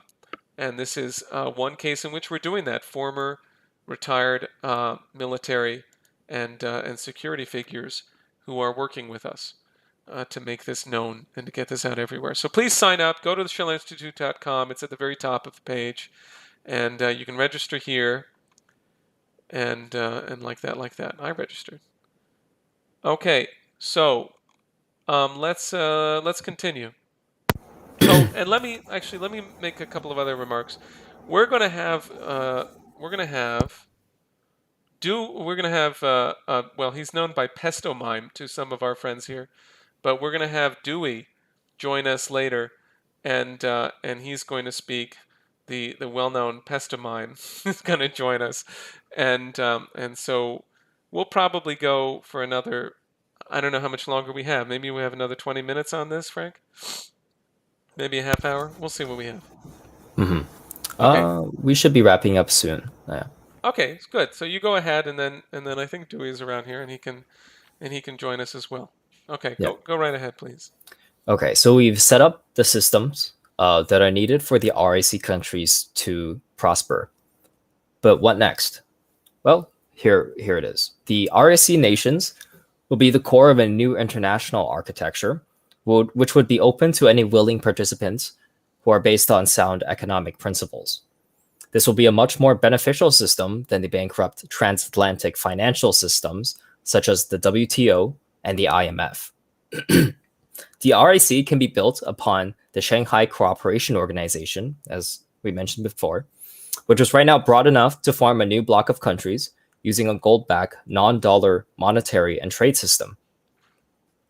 Massive exports of capital goods, such as machine tools, tractors, construction equipment, and other useful products to developing nations, will be central to the productive expansion of this bloc. Essentially, you're helping them build factories, expand their agriculture through these tools. Major infrastructure projects will also be integral to the economic recovery and development of in these countries. For example, the title of this presentation, which is the World Land Bridge. And these will provide a large amount of jobs and enable trade and development of previously unproductive land.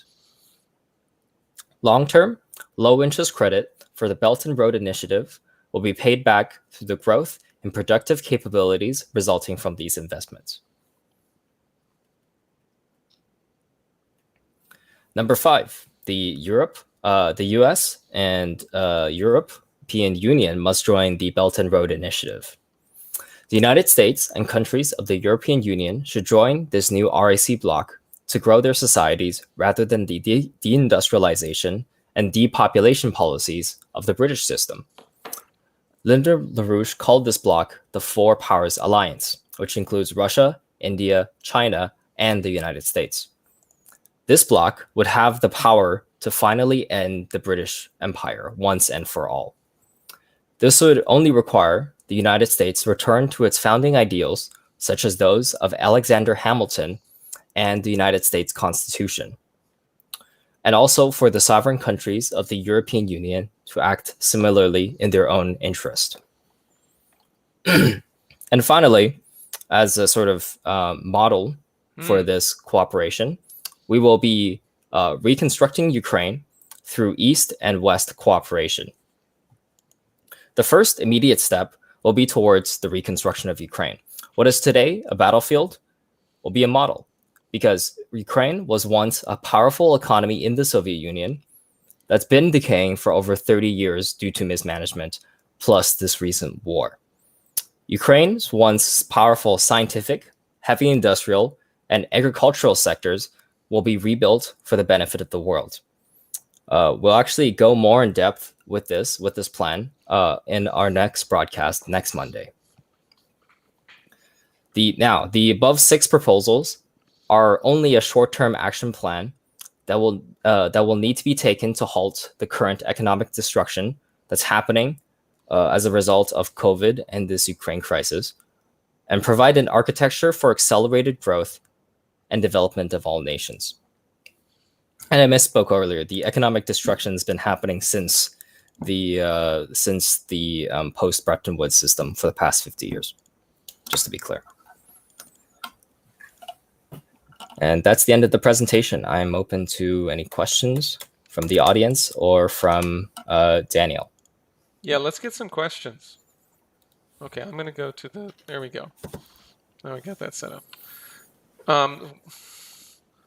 Let's see. I'm just having trouble getting anything from Facebook, but we had a lot of people watching there. But let's see. People in the YouTube chat, raise your questions, my friends. Raise your questions. Tell us what you're thinking. We want to know. I mean, including we got to deal with some of the common beliefs that people have. So I'm going to go at the first one first. What if I said to you, Frank, that we're just going to have to wait for the collapse, and we're going to have to just sort of struggle through it, and try to figure out how to sort of work with people to rise out of the ashes. What if we just? I mean, there's no way that you can do this. We just need to let the collapse happen. What would you say? I would say that this plan is crazy, because for the collapse to happen in the first place, I mean, you're talking thermonuclear war, right?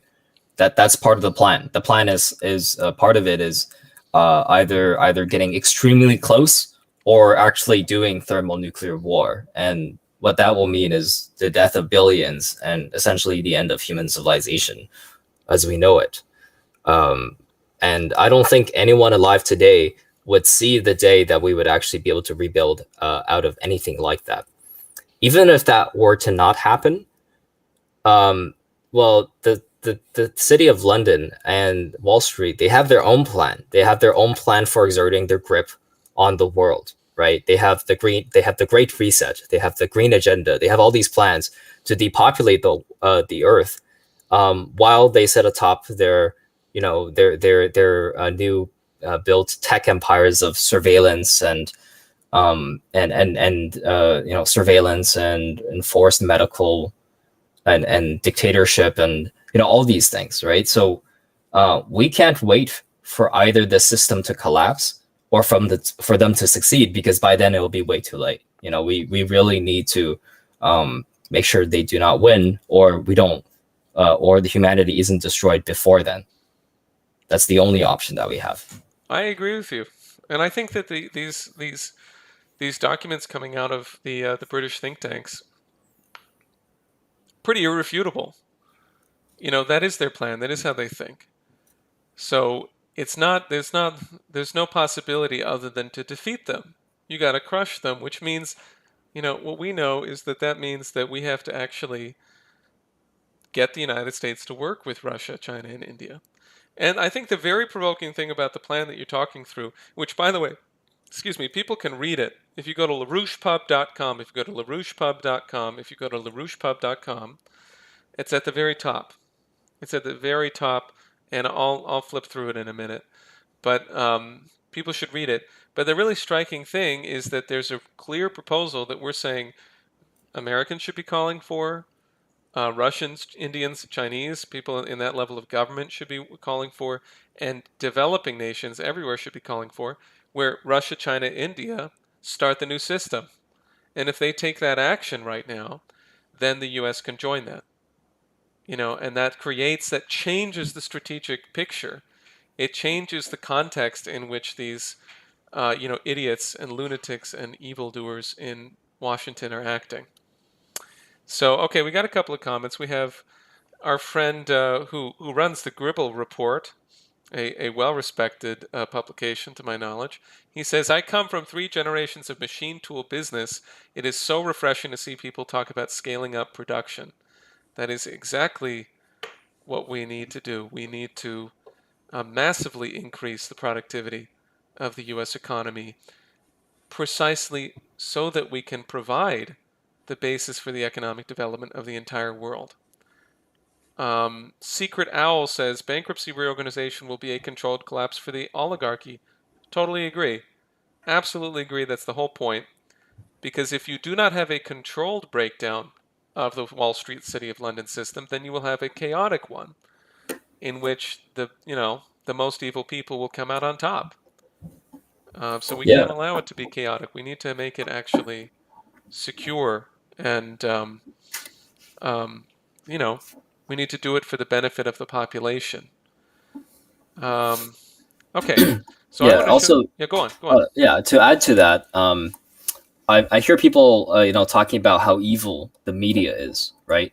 And I think it's important to keep in mind that the media is largely funded by the city of London and Wall Street and these really rich people like George Soros and Peter Thiel and so on. Yeah, And essentially the collapse of these people, these oligarchs, the British system would also deal with the media problem that we have here, where there's so much where mainstream media calls everything outside of mainstream media misinformation, and but really they are the biggest peddlers of lies and misinformation themselves. I totally agree with you. And there's also this sort of sense that, like, okay, if you clear aside a lot of these, complaints that people have, or misgivings, or worries that people have about what could be accomplished, then you're just faced with an organizing problem, which is, I mean, it's not like it's certain that we'll win. There's no way it's possible that we can say, oh, we'll definitely win. But Helga LaRouche has been doing this for 50 years, and on that May 7th International Youth Dialogue that you and I participated in, she said, look, in 50 years, I had not seen such a great potential for development. So, she said you have to be clear-eyed and you have to consider what can happen. Therefore, all right, let me just make my point here. I want to invite people one more time, sign up on the website, and with either the Schiller Institute or the LaRouche Organization, sign up and then get in touch with us. Let us know what you're doing. We have, private discussions that we bring people together on. We have educational processes that we're developing. We have people coming in to study groups, reading groups, so you can qualify yourself to be able to communicate these ideas. And we're reaching out to people all over the world. We're reaching out to all types of community leaders, of civic leaders. As I said, that this example of these retired military figures, you can do that. You can do that too. You can develop yourself to the point that you can call someone up and say, the world needs this policy. And you can organize them so that they will act on that basis. And that's also how we're, anyway, I'll stop talking there. I want to show one thing that's interesting to me, that's useful to me, that's fun, that kind of give you LaRouche's view on this whole idea. And when we conclude with this, maybe in like 5-10 minutes, we'll go, well, if there's other questions, we should respond to them. But yeah, there's a little bit more coming in. We'll talk about it in a minute. But I'm going to go to this, then we'll finish up the questions, and then we'll go to our good friend Pestamine. Okay, so here goes. That's working? Okay. Here's Lynn in 2006. Man is not an animal.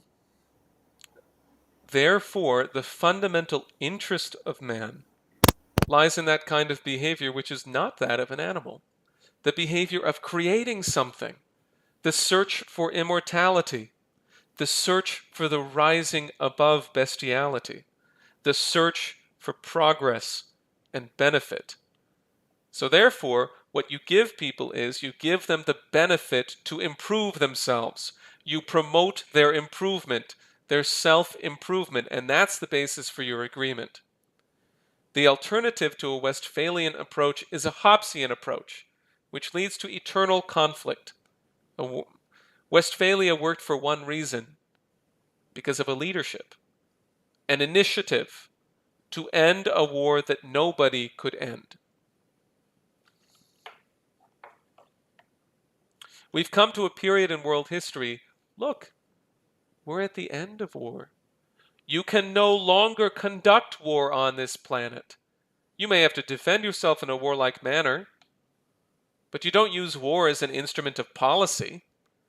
What is being done by the British and by the United States, the use of war, which is being done, the use of war is a policy matter. Can pure destruction, which is the only mode of warfare which is possible now, can that be a source of victory, a source of a victorious interest? You can never do that. So therefore, the only policy is the policy of mutual interest, the Westphalian policy. The Westphalian policy is a matter of natural moral law. And just to give some people a little bit of perspective on what Lynn is talking about here, what LaRouche is talking about, Westphalia, the Treaty of Westphalia, 1648, it ends the 30-Year War, but really 100 years of religious warfare in Europe. And in the period of the 30-Year War, the population of Germany, what later Germany, came from about 21 million down to about 14 million people. So the war and the absolute, catastrophe, economic, social, political catastrophe that accompanied it was just depopulating the entirety of Europe. And they realized that if there's no possibility of anyone winning this war, because if you win it, then everyone would be dead. And we're in the same situation today. That's LaRouche's point here, surely. But it is leadership. It's an initiative.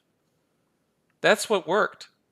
The Westphalian approach included debt forgiveness. It included an incredible economic development policy promoted from France into Germany, into later Germany. It was a policy of developing the physical infrastructure. Actually, the canal system was a huge part of this. There's a great article by Pierre Baudry that you can find in the EIR at LaRouchePub.com.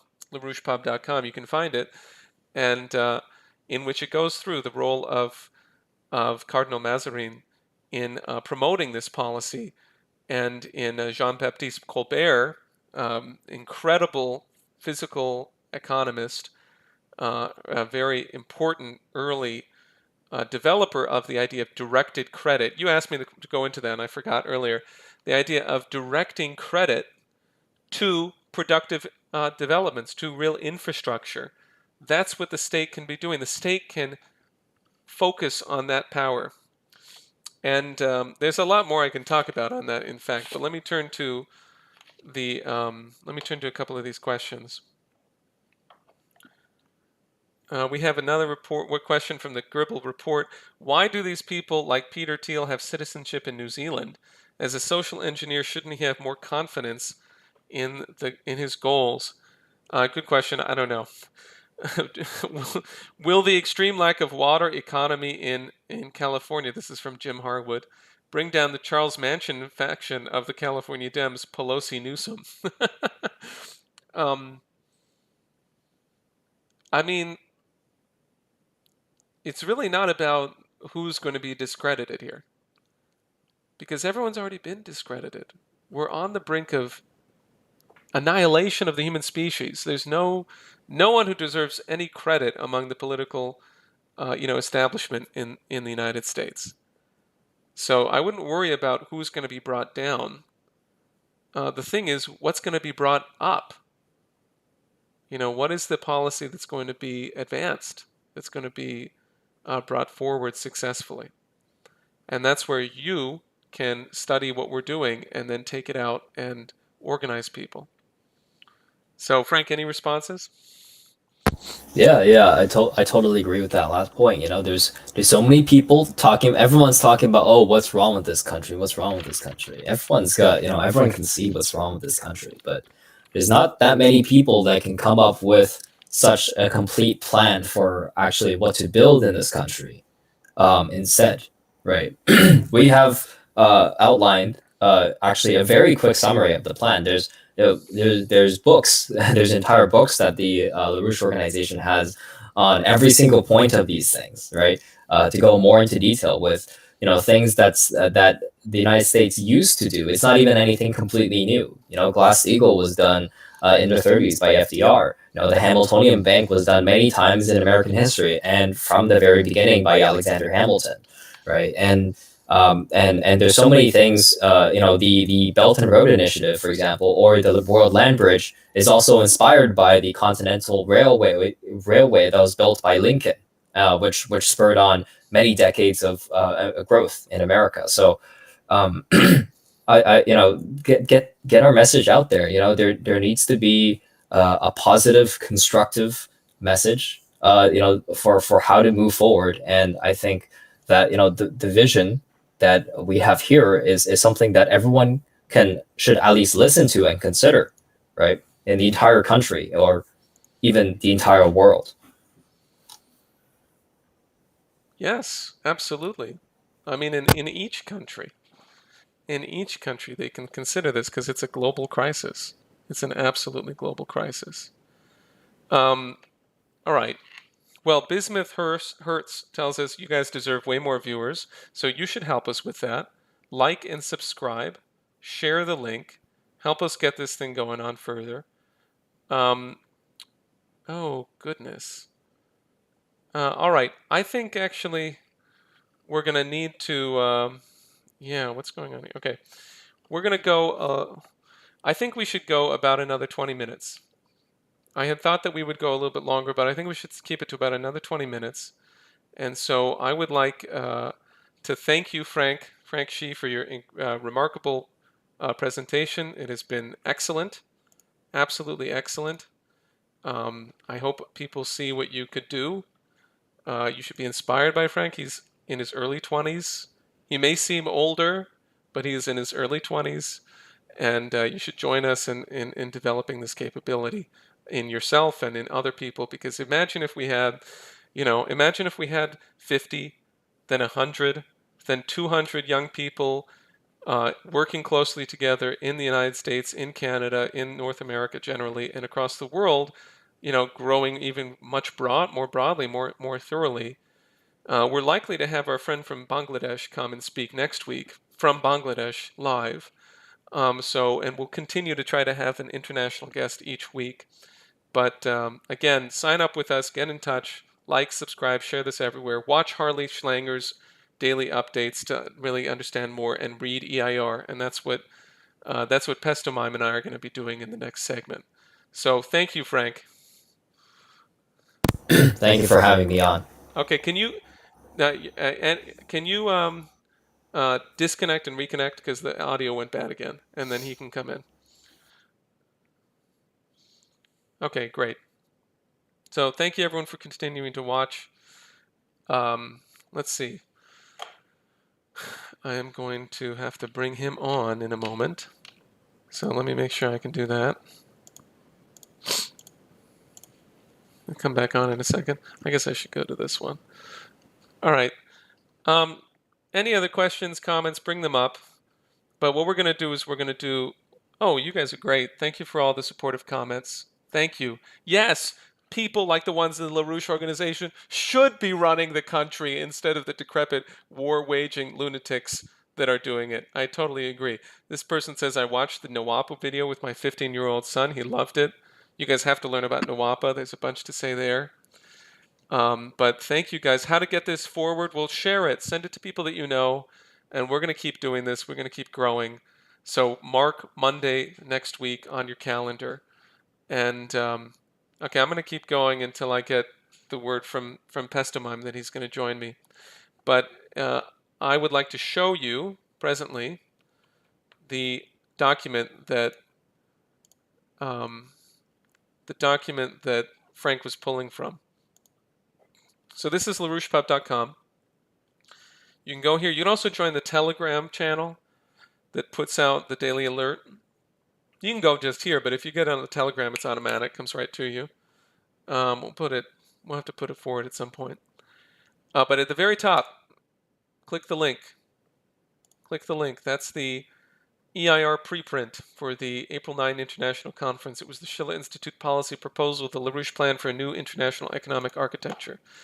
This is the document that contains most of what Frank went through. There's a lot that's in there that we didn't even get to, but it's quite a lot.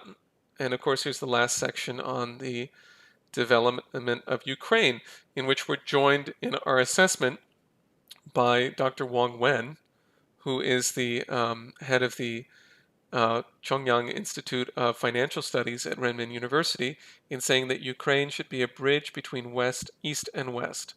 Between East and West. So, okay. All right, I'm going to check and see whether my friend Pestomime is joining us. I think he'll be here in a minute. Anyway, other questions, other thoughts, please raise them. And yeah, we're going to do this every week. Sign up.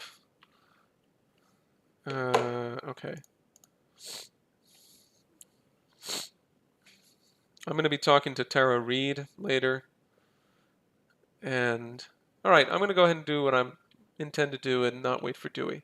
So I want to show you what else is in the EIR. And we'll go for about another 15-20 minutes. This is the latest edition of EIR.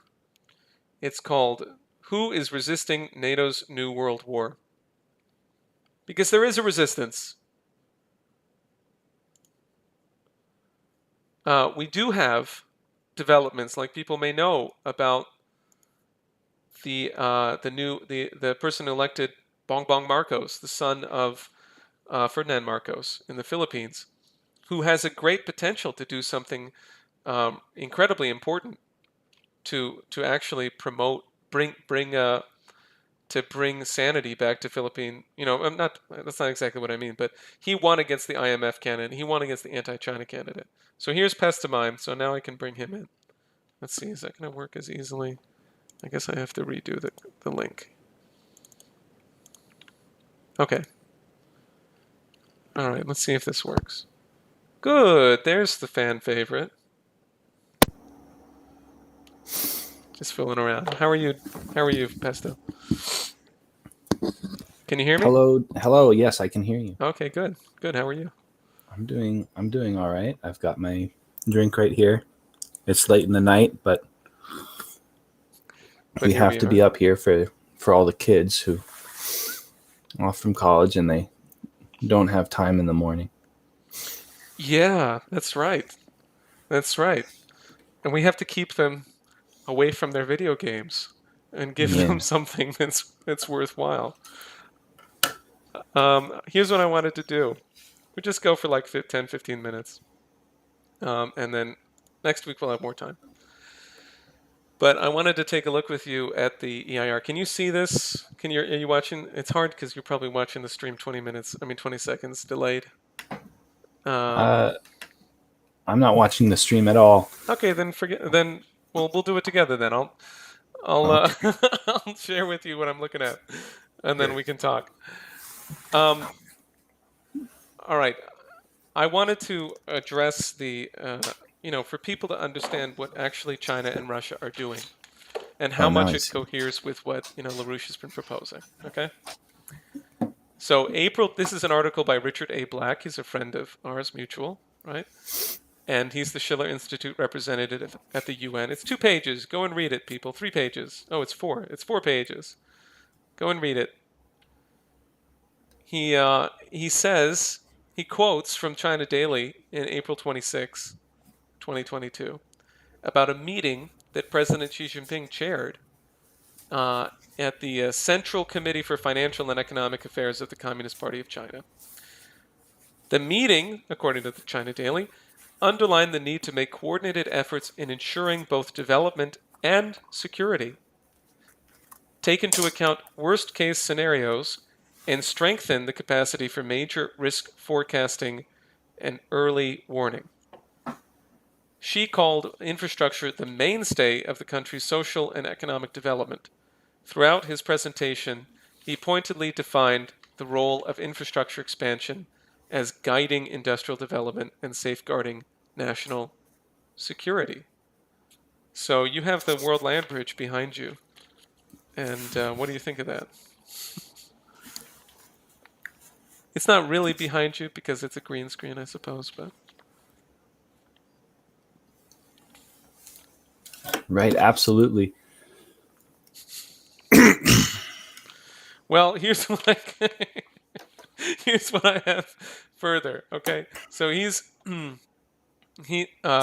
this is what China's doing. They're responding to the policy of Wall Street and London. They are expanding their nuclear fission power plant policy.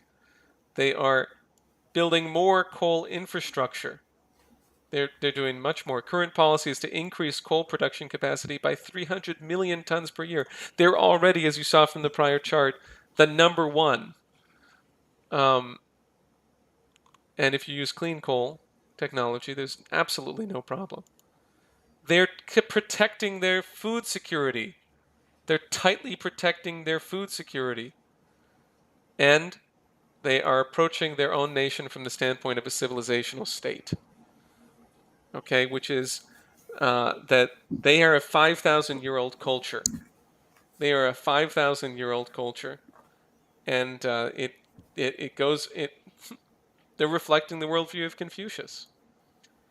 And so you have a potential here. The fact that they regard themselves that way means that they have a strength, that they have an ability to think on the long term and to act for their own, population, because they're not so easily swayed by the, by the lunacy of the rules-based order. So I guess I want to ask you also, what do you think about? I mean, how is it that that Americans could think of themselves this way, and why is it that people are getting so bent out of shape about whether the U.S. is a good thing or a bad thing? What do you think? Can't we be a civilizational state too? Aren't we? Aren't we? Aren't we? Aren't we? I guess we're not acting like it. We're not taking responsibility for it. Yeah, but it wasn't very so long ago. Yeah, exactly. That China was in the very bad and headless position that a lot of countries now are in. And it used to be that the American civilization would spread its hand across the world and uplift people to a higher standard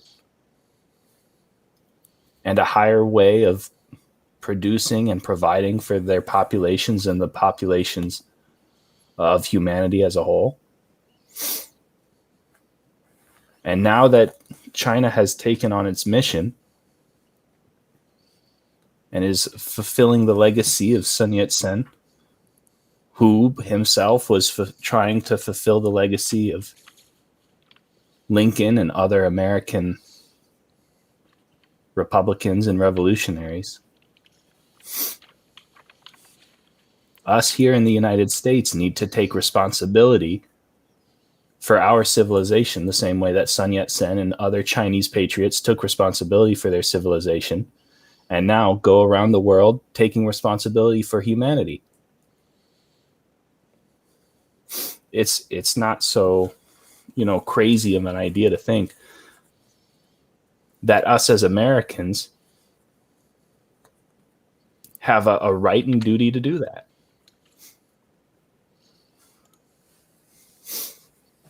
That's my opinion. I think you said it extremely well. I think you said it very well. I mean, I'll tell you one thing that I'd like to talk about maybe next week. The fact is that Franklin Roosevelt was planning to not return the colonies to the Allied powers, to the colonial powers. It was his view that the French should not get the French colonies back. That Indochina should not belong to France. What right does a nation, does one people claim to own another people's nation? He said that. He said what? That we should put the colonies into receivership for 10 years under the control of the United Nations, and then after that they would receive their independence. And that's what LaRouche's policy was all about. The fact is that Roosevelt died, and we didn't get to do exactly what you're talking about. And so LaRouche took up the mantle, and he took up the fight. And in 1975, he put out this pamphlet, which I really encourage people to read. First time I ever read it. It was published in EIR this week. Which means that they can find it on LaRouchePub.com. Exactly. If they want to. If they want to, and if they want to purchase a subscription for the low fee of $50 per month to both the EIR Weekly and the EIR Daily Alert, then that would be a great thing to do. They can do it on the website, on the store function. But anyway, it goes through his idea. I mean, there's a really beautiful thing here for people. We got to take some time and talk about it next time. His heuristic for the productive process. And if you look at it from his standpoint, everything goes down to the improvement of the conditions of the individual family, the increase of the capability, so that you can, so that there can be more given to each child that is born, so that they have a greater and greater opportunity to develop themselves. And LaRouche got the people in the non-aligned nations to adopt a proposal in 1976, very similar to this, very coherent with the principles in this pamphlet. You can see the image of the pamphlet here for people who are watching on the stream. $1, how the International Development Bank will work, the U.S. Labor Party. Our symbol was a big tractor. And it's the presidential platform of 1976 when LaRouche was running against Jimmy Carter, the green lunatic. And anyway, this is the kind of thing that we're trying to do now. We're going to put forward the solutions, and we could see, just like in 1976, there was a conference of the non-aligned nations in Colombo, Sri Lanka, who adopted this outline. We could see the same kind of development right now for the initiative that Helga Zepp-LaRouche is proposing, which is the continuation of LaRouche's ideas and his policy, and the advancement of it. We could really see this happen. So I really appreciate your optimism and the matter-of-fact way that you talk about it. We're going to have a big tractor movement again. It's coming back. All across America and the world, this whole idea that LaRouche and the labor is defeated, and that America is just completely belonging to whatever individuals in Silicon Valley or some other big city or some other big corporation that doesn't exist anywhere forever from now on is not true. The people here in America are going to have to learn how to think again and how to fight very passionately for the ideas of America and for the actual physical land and infrastructure of America to keep it alive and to rebuild it again and to build it stronger than it's ever been before. Because you can't just let it fall apart forever as long as there's people on it. America has gone through many different periods of development and building and renaissances and ideas, and then periods of mismanagement and corruption and so on and so on. But at this point, right, Daniel, it's necessary for there to be one last renaissance or one last great American period, because the other system, it's either going to be defeated or it's going to defeat humanity and the earth totally. Right? I mean, that's the message that I'm hearing every time you turn on the news or every time you listen to all this pessimism from the people currently in charge, is that they're just going to kill everyone or jump off of a building themselves, because they don't know how else to run this in their very, very crazy British way. That's the impression that I've been getting. We either win this, and it sounds hard, but it's not going to be too much harder than all the times that we've had a good period of winning before, or we're going to lose forever. Think about that, guys. Think about what it means to be an American and to go to LaRouchePub.com and read all of the free articles on our archive going back to the 1970s of all of the Executive Intelligence Review articles. Think about that, what that means for your children's future and your grandchildren. Imagine if we had a big tractor.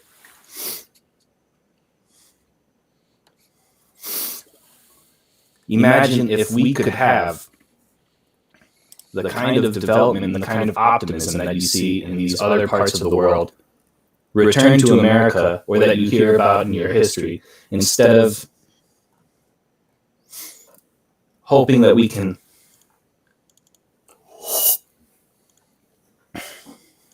cheer on some development around the world, or feel good looking in a book about history, that we can do that here in our own neighborhoods, in our own country, and in our own time. It's very possible, but you just need to know where to start. And a lot of people for very long, thank you, have been doing work to show us these principles and these discoveries that were made in the past, that were hidden from us, and their relevance and their applications for the future. So all we have to do is we have to go and we have to research and we have to find these principles, and we have to find these weaknesses and how to overcome them. And from there, you can build a future for your children and for your grandchildren and for yourself too.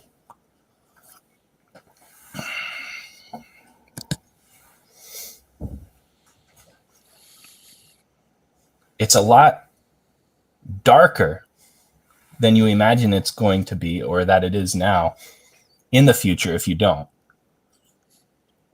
But it's not completely hopeless. And in fact, you should be very optimistic. And the more you learn and the more you read, the more optimistic you will be, because the more powerful you'll become. And this all starts with LaRouchePub.com. Not to mention the SchillerInstitute.com. Yes. Of course. It all starts reading the free resources and articles on LaRouchePub.com and the Schiller Institute website, as well as the PDFs and printables on the LaRouche Organization website Mhm. or thelarouche.org. Mhm. Mhm. And where does it end? We don't know yet. And that's the most exciting thing of all.